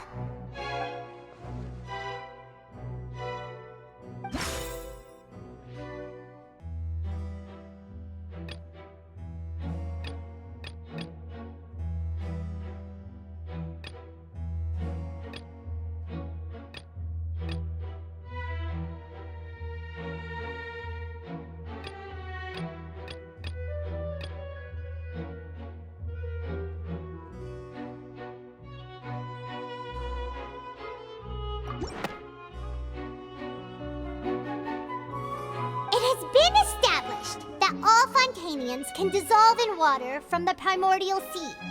And that means... Since you insist on claiming to be a god and not a human, then there's a method that you can use right here and now to eliminate all suspicions of you being the latter. Miss Navia, please apply to serve as a temporary attorney for the prosecution before addressing the court. Though you act in partnership with the prosecutor, you must still adhere to proper procedure. Super sorry, Monsieur Chief Justice. I swear this really will be the last time that I'll speak out of turn. Now, I've brought some seawater from Poisson. As everyone knows, a massive flood struck the area not long ago, taking many lives, including those of some of my closest friends. So, Miss Farina, would you dare to touch some of the seawater? If we are to believe that you are indeed the real Hydro Archon, touching the seawater would have no effect on you. All it should do is strengthen your case. But if you don't dare to touch it, then we would have basically proved the reverse. Oh, and I must remind you that after the disaster at Poisson, nobody wants to see any more people dissolve. I do hope you'll act prudently and choose the simpler path of admitting guilt. Navia from the Spina di Rasula. The Spina has governed Poisson for many years. I guess her suggestion is valid. If Lady Farina is indeed just a human, she's probably Fontanian like all the rest of us. Would she really dare to try?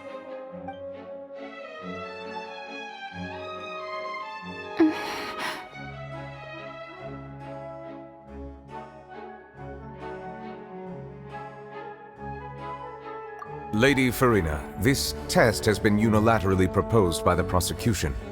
As it falls outside the realm of standard court proceedings, you possess the right to decline participation. Well, of course he had to tell her that. But refusing to participate is basically the same as a confession of guilt. She's just staring at the water without saying a single word. It really does seem like she's quite terrified of it. That could only mean... What's going on? Is she really planning to... That's not what we thought she would... Due to the inherent risk of the test, Lady Farina, you may...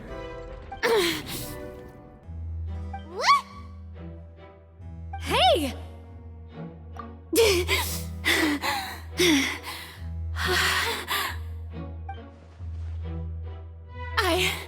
I'm fine! Look at me, everyone! My hand is still here! I haven't been dissolved! Will you believe me now? I really am your Archon! I'm nothing like a normal human who would fall apart as soon as they touch this water! Really?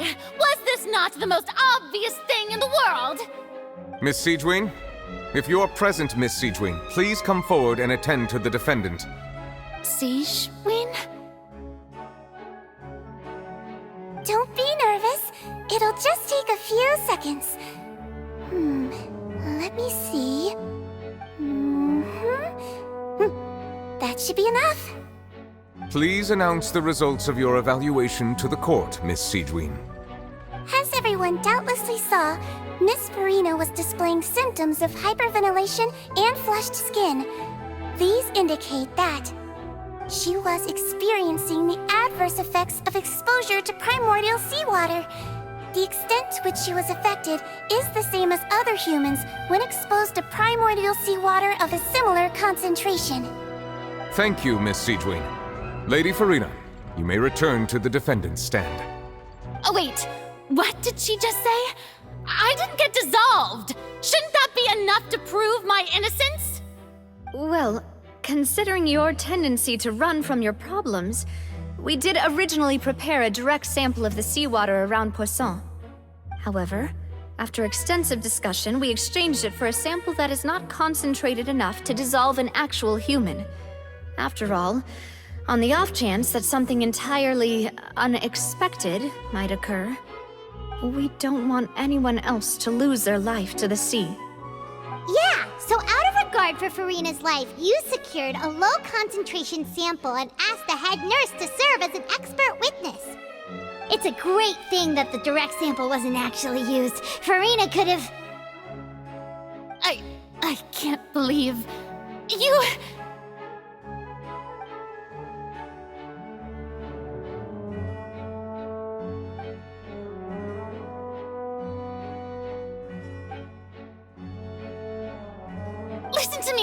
Listen to me, everyone!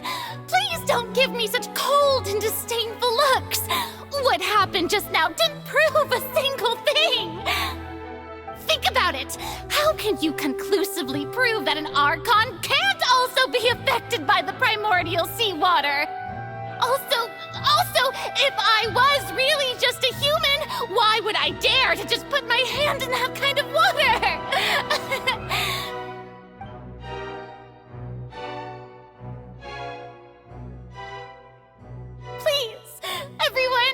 Anyone, just listen to me! I swear, I really am your Archon!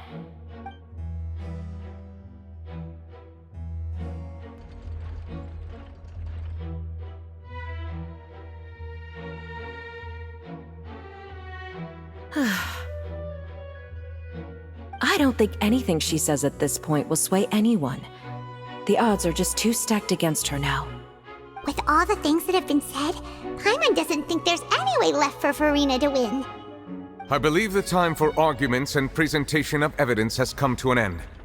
If there are no objections, we will move on to the final judgment.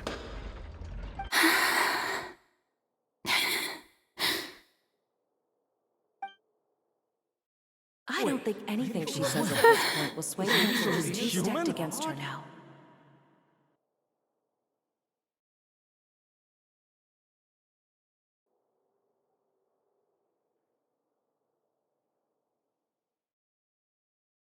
In my capacity as Chief Justice, I shall now render judgment on Farina's misrepresentation of herself as the Archon of Fontaine. As a human who knowingly deceived her fellow citizens, Farina is... guilty.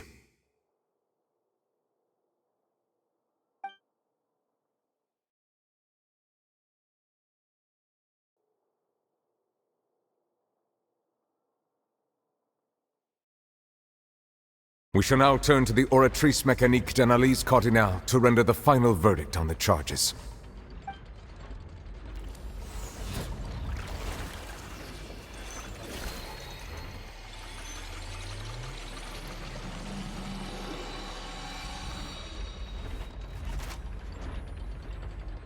According to the judgment of the Oratrice Mécanique d'Analyse Cardinale, Farina is... Well, what's wrong? What's the Oratrice's verdict? No, the Oratrice also displays a guilty verdict. Isn't that correct then? However, the exact wording of the verdict is thus: the Hydro Archon, guilty, to be punished via the death sentence. The death sentence? That's actually one of the available sentences? I've always thought that it was just a myth. The one and only time the death sentence has been handed out at the court, and it's been given to the very person we've worshipped as the god of justice? What an unexpected twist. Farina's been sentenced to death by the Oratrice? We just wanted to use the trial to show her the seriousness of things so she'd tell us the truth. How did things escalate this quickly? This outcome is indeed quite strange. According to Fontaine's current definitions of justice, as well as its recommendations for criminal sentences, is this sentence really appropriate for the crimes that have been committed? Yeah! Even Fauché wasn't sentenced to death by the Oratrice. You know, the real evil mastermind behind the serial disappearances case. Indeed. Not only is Farina's sentence overly excessive, the very point of our trial today was also to prove that Farina has never been the Hydro Archon in the first place. But now, the Oratrice seems to have deliberately invoked the title of the Hydro Archon. What does this mean?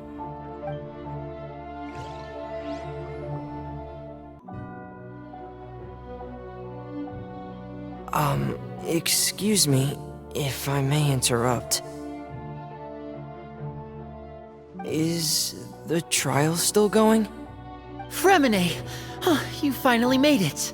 I assume this means you've completed your mission? Mm-hmm. Any mission Father assigns to me will always be top priority.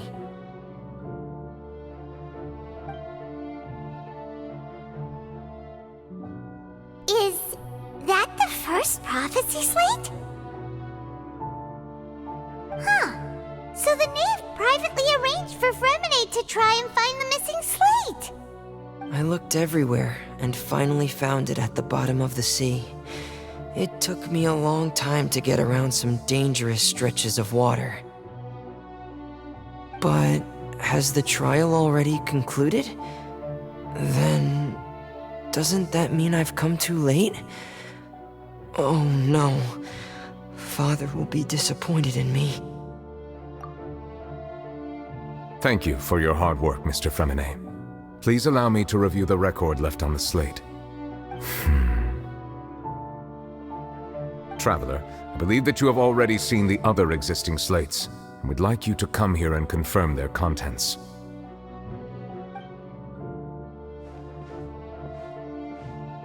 Huh? So what do you see? What is it?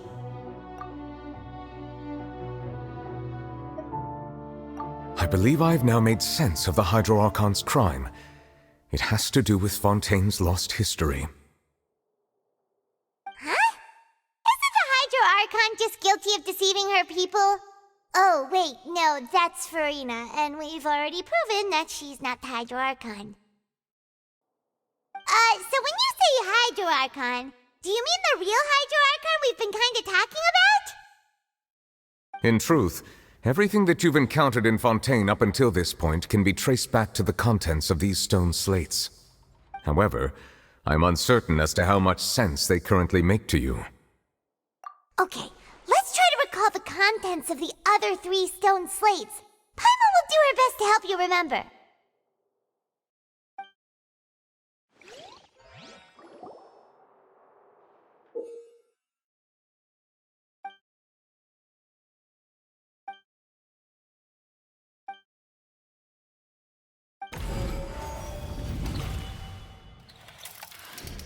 The first stone slate describes what you just said. It seems to show the previous Hydro Archon using her divine power, and then the Oceanids turn into humans. Does that mean that Fontanians are transformed Oceanids? Oh, Paimon wasn't expecting that. But if Oceanids can turn into humans, then perhaps this process can be reversed as well. The second stone slate shows Celestia floating in the sky, and the Hydro Archon and her people worshipping it together. But the heavens still brought judgment down upon them. This must be the point when the Hydro Archon and the Fontanians were branded with their original sin. Does this mean that the original sin and the Hydro Archon sin are the same thing?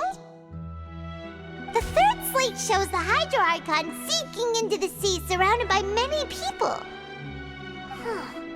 That reminds Paimon, didn't we also watch that happen to someone else? Well, the fourth slate is the prophecy the Fontanians have been talking about. People dissolving into the sea, the Hydro Archon crying on her throne, and so on. We didn't believe that such a crazy disaster could happen at first, did we? But after that incident, it was just a question of when and not if.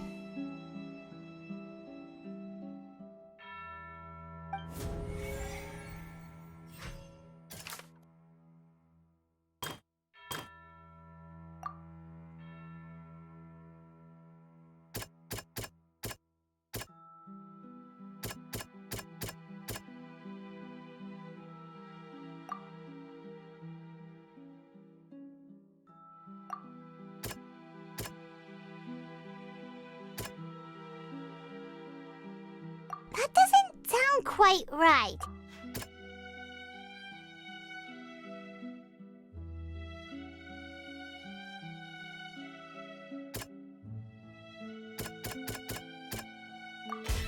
We know from the case of the serial disappearances of young women that Fontanians can be dissolved in primordial seawater. And the first stone slate tells us that long ago, the Hydro Archon used her power to turn Oceanids into humans. This might be the reason that Fontanians can dissolve.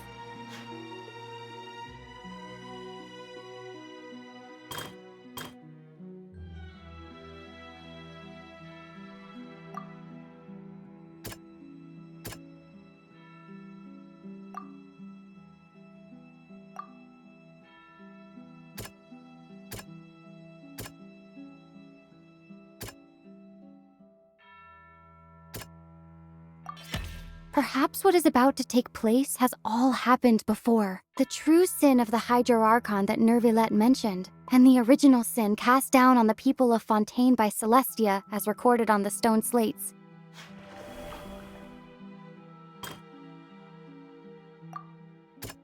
That doesn't sound quite... It's not as simple as falling into the sea. When Navia fell into the sea, her consciousness was subjected to judgment. The stone slates show the people gathered around the Hydro Archon in the sea. Could that be alluding to the same thing?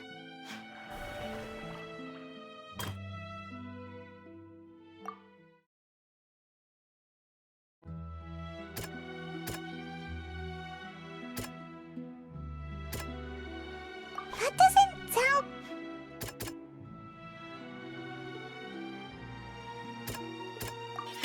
The prophecy from the stone slates found its way into society, but not many people believed it at first. The fortress of Meropide was nearly flooded with primordial seawater, which we know can cause Fontanians to dissolve.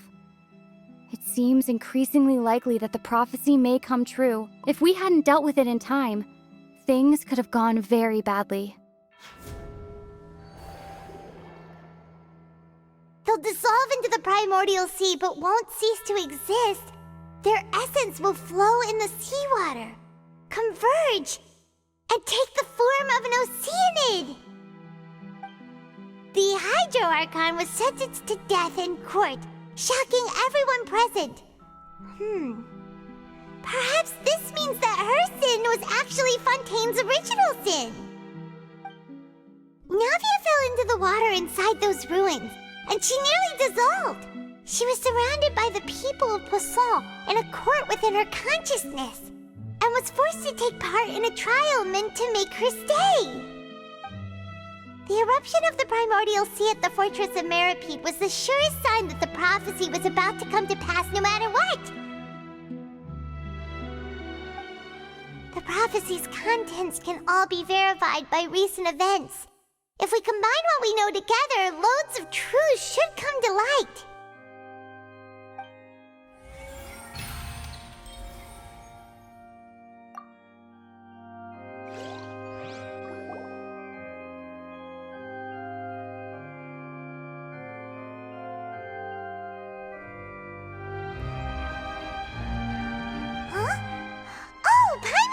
Now, so that's how you can make sense of it.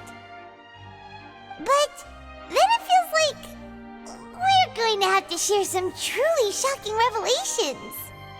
Let's hear them. Incredible!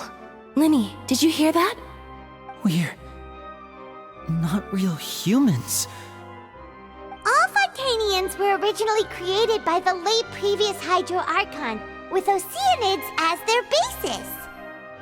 The evidence for that can be found in how only Fontanians could dissolve in primordial seawater, and how all the girls Vacher dissolved were also turned into Oceanids. Oh, and according to Navia, when she was about to get dissolved, she also saw everyone gathered around for a trial, all of them in the shape of Oceanids. Indeed. Yeah, and it follows from the content of the first slate that she probably angered Celestia by creating humans without prior permission. That could also explain why the Oratrice judged the Hydro Archon to be guilty. It's to account for that ancient sin. The Hydro Archon's true sin was creating us? And yet, after many hundreds of years, the Hydro Archon's creations have turned around to try to judge the Archon within the Opera Epiclese. The twists of history are often the most unexpected of all. Yeah! Isn't the image here just like when Navia fell into the sea? So wouldn't it be trying to show the image of the Hydro Archon also falling into the sea once the prophecy has been fulfilled in the fourth slate? In the end, the people will all be dissolved into the waters, and only the Hydro Archon will remain weeping on her throne. Only then will the sins of the people of Fontaine be washed away. Did Paimon get all that right? You've made some keen deductions. I must say, given how much you still don't know, it is impressive that you've already managed to connect so many pieces of the truth. However, while you were able to decode all the information on the slates, they've also been etched with an additional layer of hidden information using a different power source. When we were at the ruins, I tried to decipher the hidden information recorded in the slates. But since we only had 3 slates at the time, I was unable to come to a full conclusion. Now that the slate collection is complete, I shall make another attempt to decipher the narrative recorded within. If everything goes well, we should finally be informed of the unadulterated truth.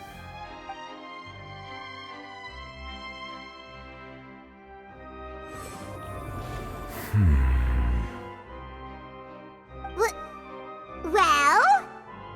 Did you get it? I believe I should share this truth not only with you, but with all the people of Fontaine as well. I will try to briefly summarize it for you.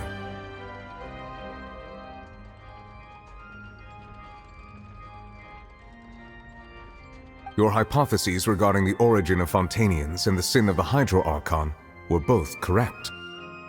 In the Fontaine of old, the previous Hydro Archon sensed the yearning of her Oceanid familiars for life on land.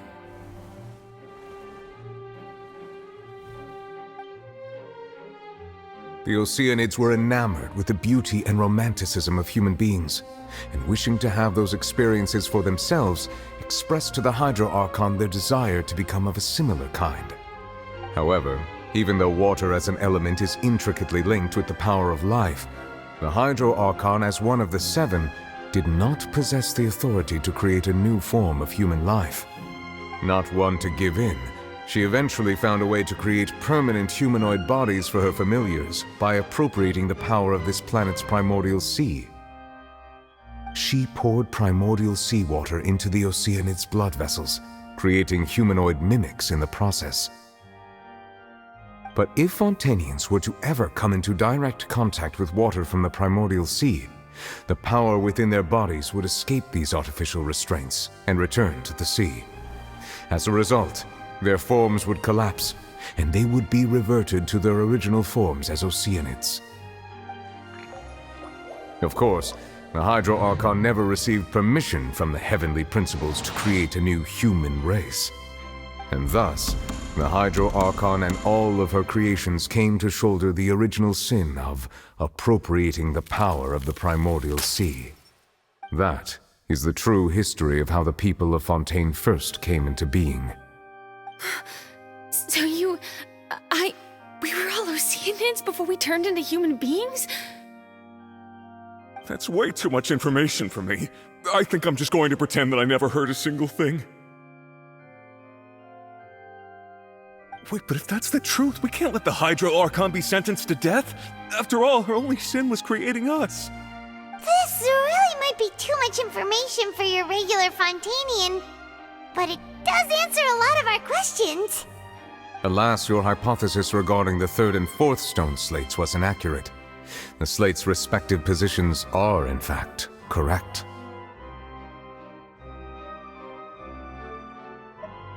A key point of the visual on the 3rd slate is how all the individuals depicted in the water are humans rather than Oceanids. They have not been dissolved, which implies that the water depicted in this slate is not water from the primordial sea. The nation of Fontaine is the nation of Hydro, as well as the nation of trials and justice. Instead of being the literal element, the water in the scene symbolizes judgment and justice. You may also recall Navia's experience. When she fell into the sea, her consciousness was surrounded by that of many others who intended to hold a trial to determine her fate.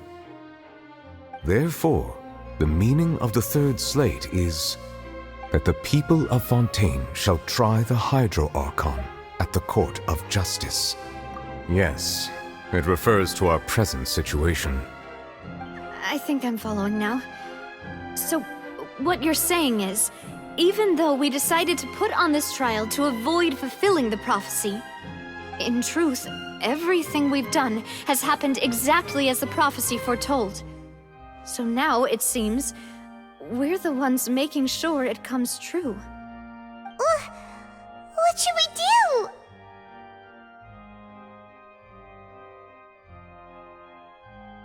Huh. No matter what, the prophecy will be fulfilled. Is this what it feels like to be a prisoner of fate?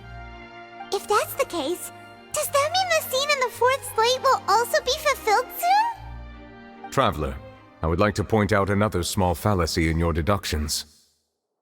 About the fourth slate, you probably thought that the eruption of primordial seawater beneath the fortress of Meripede served as the surest sign that the prophecy was about to come to pass, yes?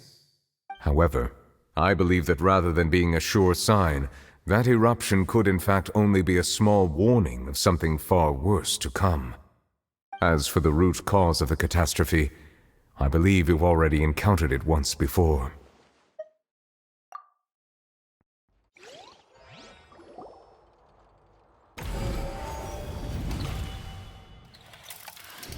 This eruption was just a small warning of the things to come. We must find the root cause of the disaster.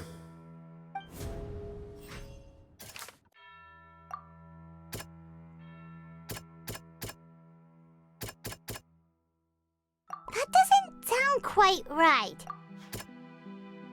That doesn't... It was both dream and reality. If we're talking about a true culprit, that could only be that thing inside the primordial sea, right? The truth, the original sin, the trial, and the root cause of the disaster.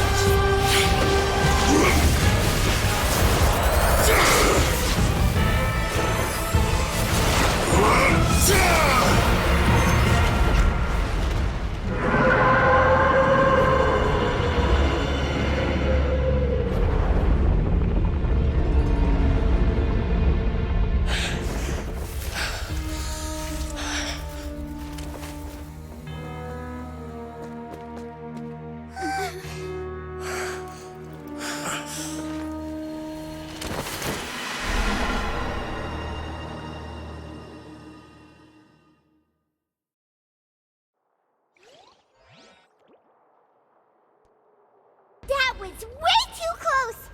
How did that thing just burst into the Opera House? Wait, was that the huge whale you saw in your dream? So we've met it at last. I understand very well why it has chosen to make an appearance here. That whale does not belong to Tevat. It is a monster that has traversed the stars, weeping all the while. It has been greedily consuming the energy from the planet's primordial sea, using it to grow. That is the main cause for the rising sea levels. And once it has finished consuming all of the energy contained within the sea, its next step will be... You said that when the Hydro Archon first created Fontanians out of Oceanids, she filled their blood vessels with primordial seawater. Precisely. That whale finds the blood of Fontanians nigh impossible to resist. Therefore, when it left the primordial sea, it decided to make its next stop a packed opera house full of food. Food in the form of Fontanians. We just barely managed to push it back, right? In that case, won't it come back to target the people again once it's managed to recover its strength? That is correct. Indeed, it is more accurate to say that we should thank that Harbinger for buying us some time. Without him, the whale would have likely come onto land far sooner. From the way he looked, he must have been fighting the creature for quite a long time. That battle maniac. We've always known that he had a special connection with that whale, but we definitely didn't expect it to help us out like this. Anyway, now that we know that this whale is the actual cause of the disaster recorded in the prophecy, all we need to do to stop the prophecy would be to find a way to beat it up, right? It is too late. It had already absorbed too much of the primordial sea's energy before we could notice it. At this point, it has become practically integrated with the sea itself. Even if the entirety of Tevat were to be destroyed, it could still survive and swim off towards some other world. That's not something I will accept. We've already done everything we can, and we even found the true culprit. We've come so far. You can't just tell me that the last hurdle is some impossible foe. That's just not fair. Indeed, that's not how a grand performance should end. I'll fight it to the end, no matter what. So the prophecy will be fulfilled no matter what, huh?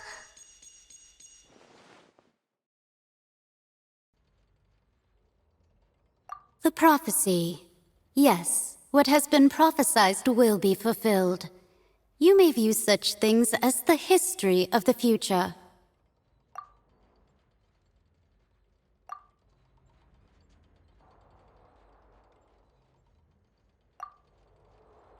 Just as prophecies are usually only the future as seen from the perspectives of the gods, could things be happening in hidden corners where the gods' gaze does not fall? Ultimately, fate shall serve as your only guide, no matter what will happen in Tevat's future.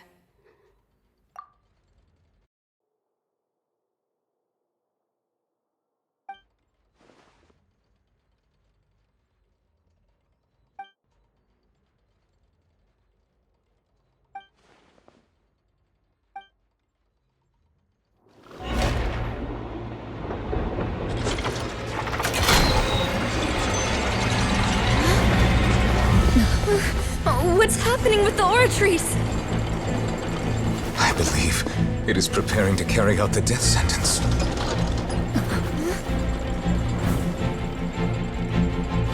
Farina!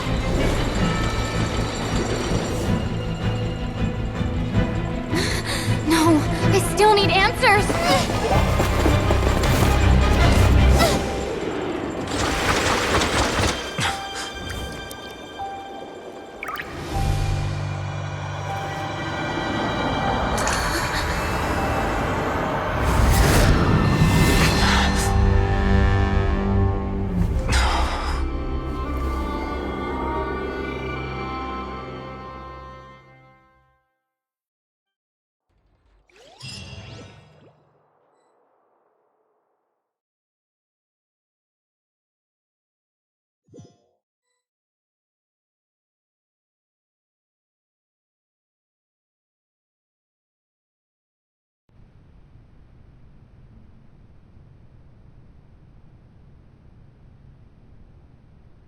You...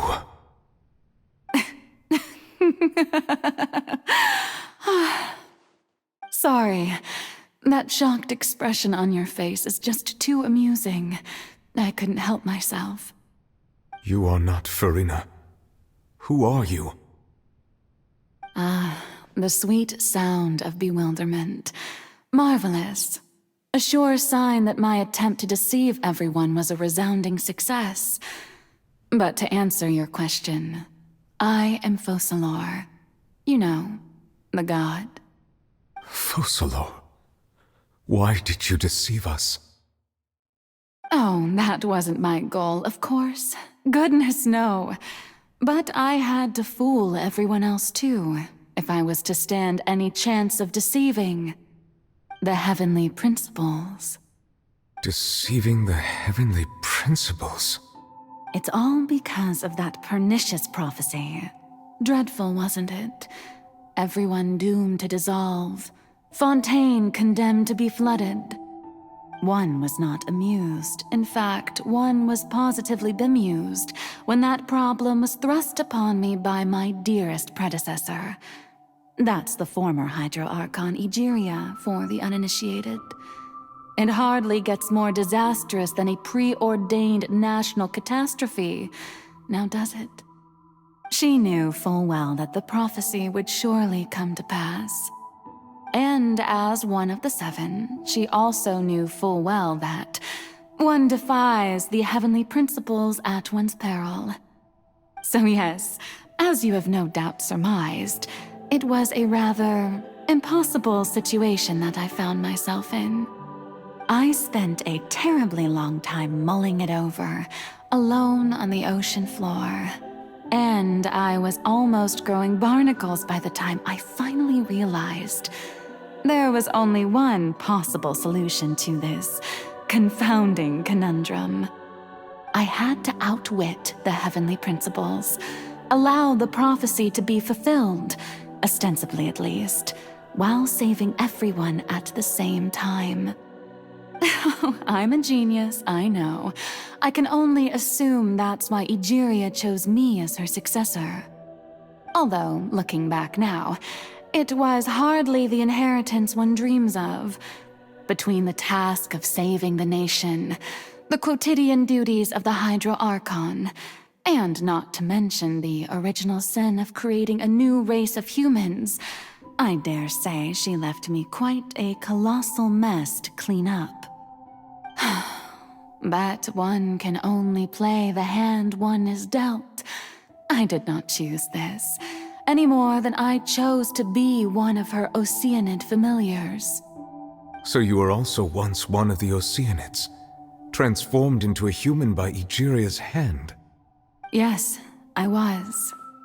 I always dreamed of becoming human. And I still do, even now. In my eyes, to be human is to be part of the greatest opera ever known. After becoming a god, I separated my divinity from my body and spirit, leaving behind only a self that was as naive and bewildered as my past self on her first day as a human being. The me you see before you now is that divinity, and the human counterpart I left behind, I named Farina. She could feel joy, sorrow, and everything in between. She could be as vain and conceited, or as meek and vulnerable as she wished. Her strengths were of a kind only a human could possess, as were her shortcomings. But in my eyes, Farina's humanity was what made her perfect. She was perfectly human in every way. The person I always wanted to be. Anyway, so then I cursed her. All part of the plan, of course.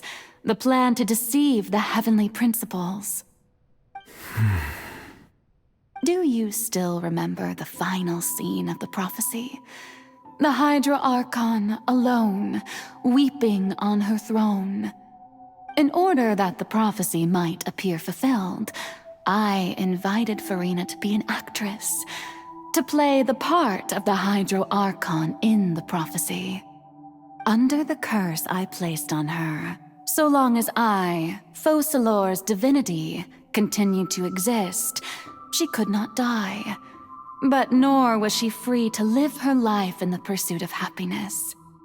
Instead, she was forced to take the stage in the opera house, to embrace the role of leading lady, to forever play the part of the god from the prophecy, all to create a deceitful appearance of that prophecy coming to pass. I suppose now you probably understand why your court is called the Opera Epiclese. But Farina is only human, isn't she? Even though she has had a long life, her mind is no stronger than that of any other ordinary human being.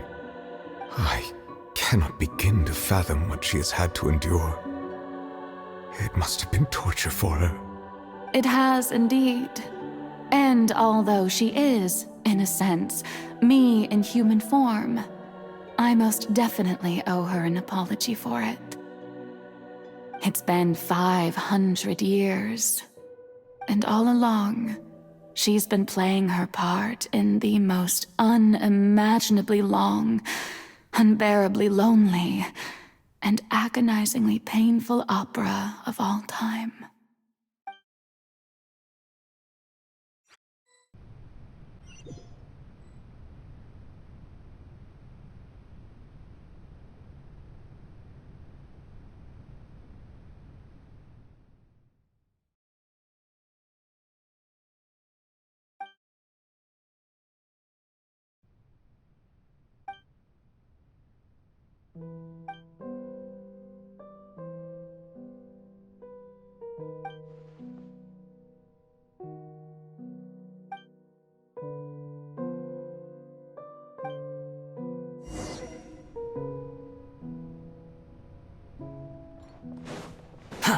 Behold!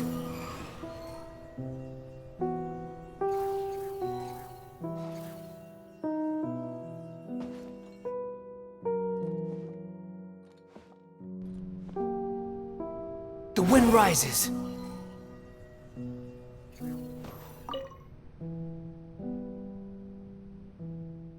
Oh?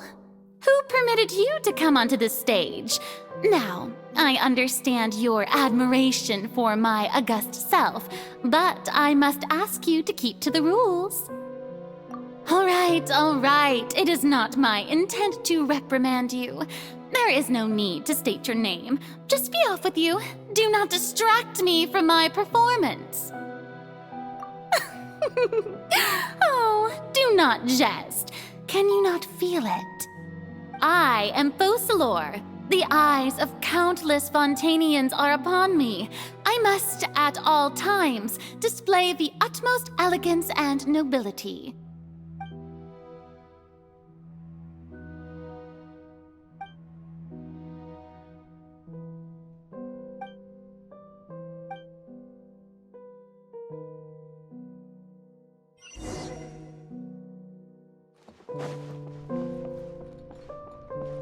Dear audience, the performance is experiencing a technical difficulty, but worry not.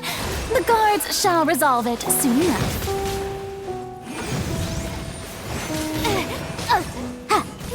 Squall and Fury! Yeah! Too slow. Hey, what gives? The audience is still watching me, you know. Guards! Wait, where are the guards? Guards! Ah!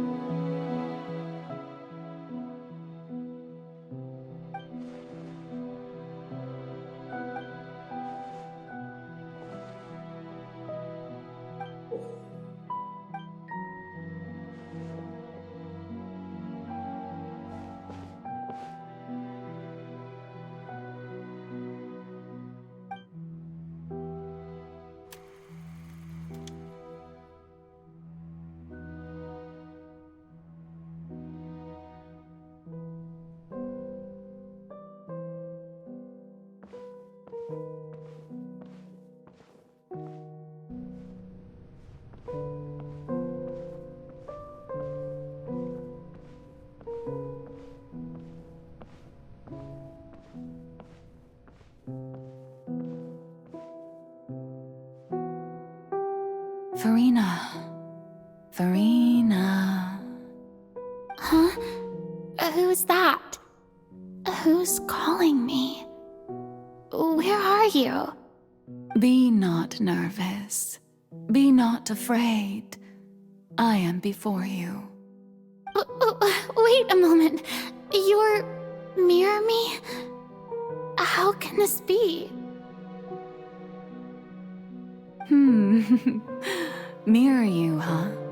You know what? That's not bad. Let's go with that. Mirror me? What do you wish to say? The prophecy. Have you heard of it? What prophecy? Wait. I know. I think. I don't know why, but it's in my head somehow. The people will all be dissolved into the waters, and only the Hydro Archon will remain, weeping on her throne. Only then will the sins of the people of Fontaine be washed away.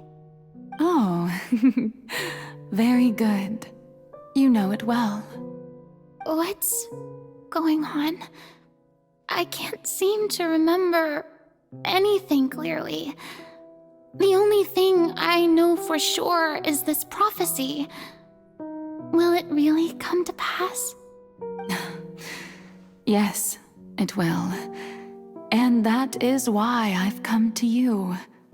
Disaster will come to Fontaine sooner or later. Things will develop just as the prophecy declared. There is no escaping it. But doesn't that mean everyone will die? I'm a Fontainian just like them. Will I dissolve too? Oh, don't worry. Magical meetings exist in this world precisely to give people a chance to turn things around. It is the reason why you met me today. I will tell you how to save everyone, but you may have to suffer somewhat. Oh, so there's still hope after all. Goodness, you frightened me. You spoke so much and with so much certainty.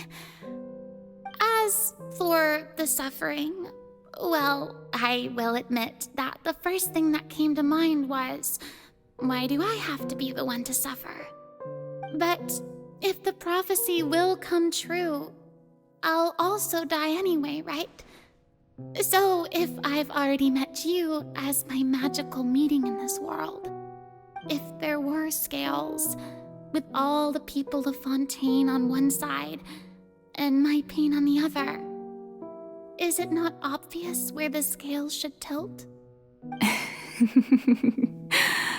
You truly are the perfect human, my ideal.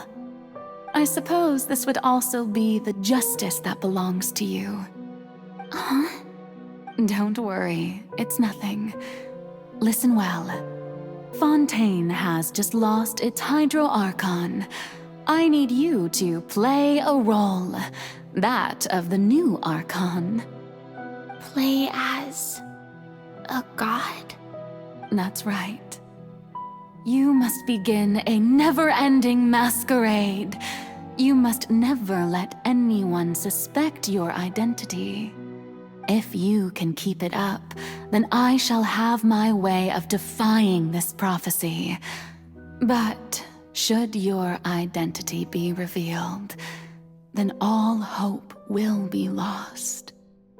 But how will I do this?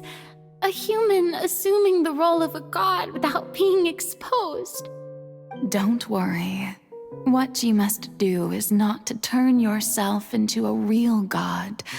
You simply need to play the role of a god as humans imagine them to be. Being a human yourself, I'm sure you already know what such an entity would be like. Remember, your true challenge will not be pursuing divinity, but contending against humanity. I'm still not sure I understand, but I'll try. I'll I'll try to do this. So, how long am I going to have to play this role? To accomplish this mission, you will have to stay on the stage for many, many years. You will endure and not grow old until your task ends. But I promise you, all will eventually end in a magnificent and dramatic trial, and everyone will be saved. A trial, huh? How exciting. I'll be looking forward to it.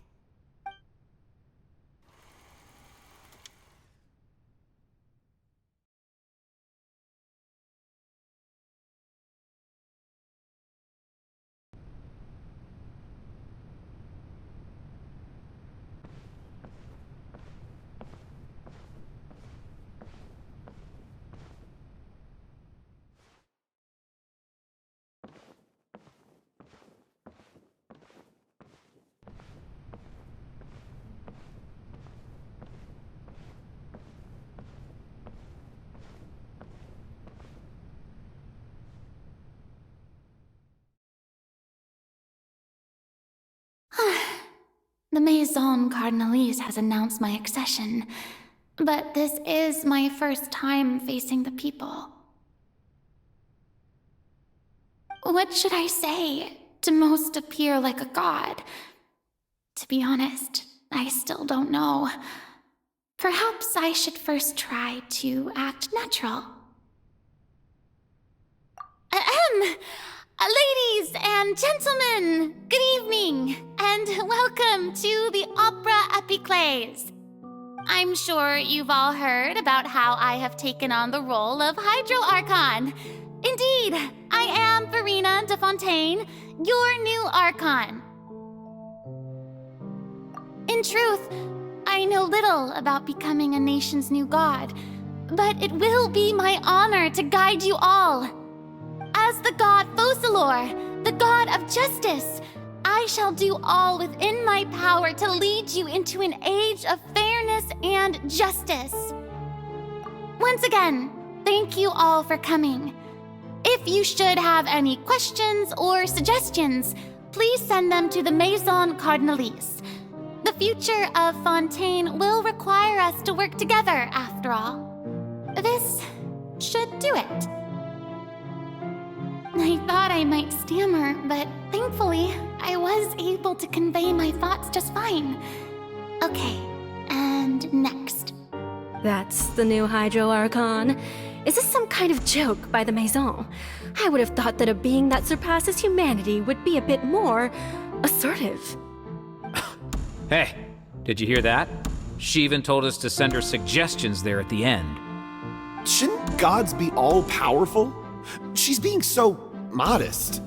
What's the difference between her and an ordinary person, then? If you ask me, perhaps the succession didn't actually happen. She might just be a Maison-backed puppet. Wait, what's going on? Why is everyone suspecting me of being a fake? Oh, this is bad. If I get exposed here, there'll be no saving the people from the prophecy. Right. Mirmi said that I just need to play the role of a god as humans imagine them to be. Calm down, Farina. Think. What do the people want? How would they imagine a god to speak and act? Assertive, with a strong sense of presence. One who can dispel all doubt. That is the character I'm fated to play.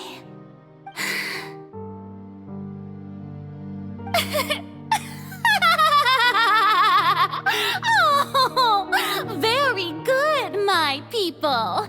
Only ones such as you are deserving of my rule.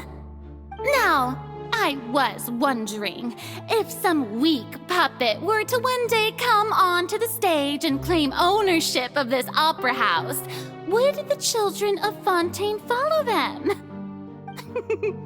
Well, it seems that you would all see right through them. Having passed my test, you are qualified to witness wondrous trials alongside my august self, here in this opera house. You may consider my previous act a door gift of sorts.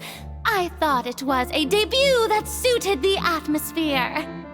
Now then, let us be reintroduced. Ah, so that was just a performance. How could I have forgotten that we were inside an opera house? Her personality. It's quite shocking, to be honest, but I suppose it's a better look than before. Such a fascinating and bold deity. How wonderful! Our future may yet be bright after all. It seems I've turned them around. Best follow this flow and restart my accession speech. My dear people, whether you acknowledge me or not, whether you trust me or nay, I say to you, keep faith in your ardor for justice. We have heard it said that this nation's sins can no longer be washed away. Well, I say that justice is most fragrant when it blooms amid sin. The scales of justice should not weigh heavy in the hands of its God. On one side, it must carry fairness and justice. And on the other, praise and applause. May law be the prayer on our lips. May judgment be our worship. Let us light the fires and drink to the future of Fontaine. There is no trouble in this world that justice cannot solve. All that is needed is for you, my people, to believe in it, heart and soul. So long as I, the Archon Focalor, stand within the Opera Epiclese, so long as I stand before the Oratrice, I shall even judge the gods of this world!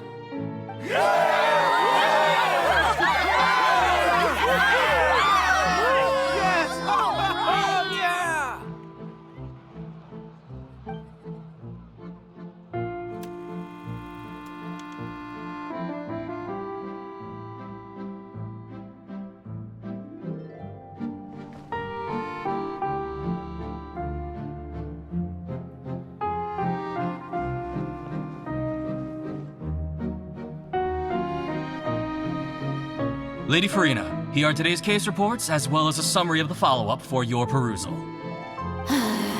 Come now, was I not just at the Opera House in person? Leave these kinds of things to Neuvillette. Besides, none of these trials were the one that I'm looking forward to the most. If I may be so impertinent, what kind of trial are you truly looking forward to? A magnificent, dramatic, and wondrous trial. A trial to end all things. How could you hope to understand?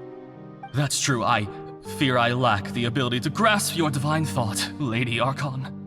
No need for fright, and do not take what I said before too seriously. Go now, do your duties. The trial I await. It will come one day.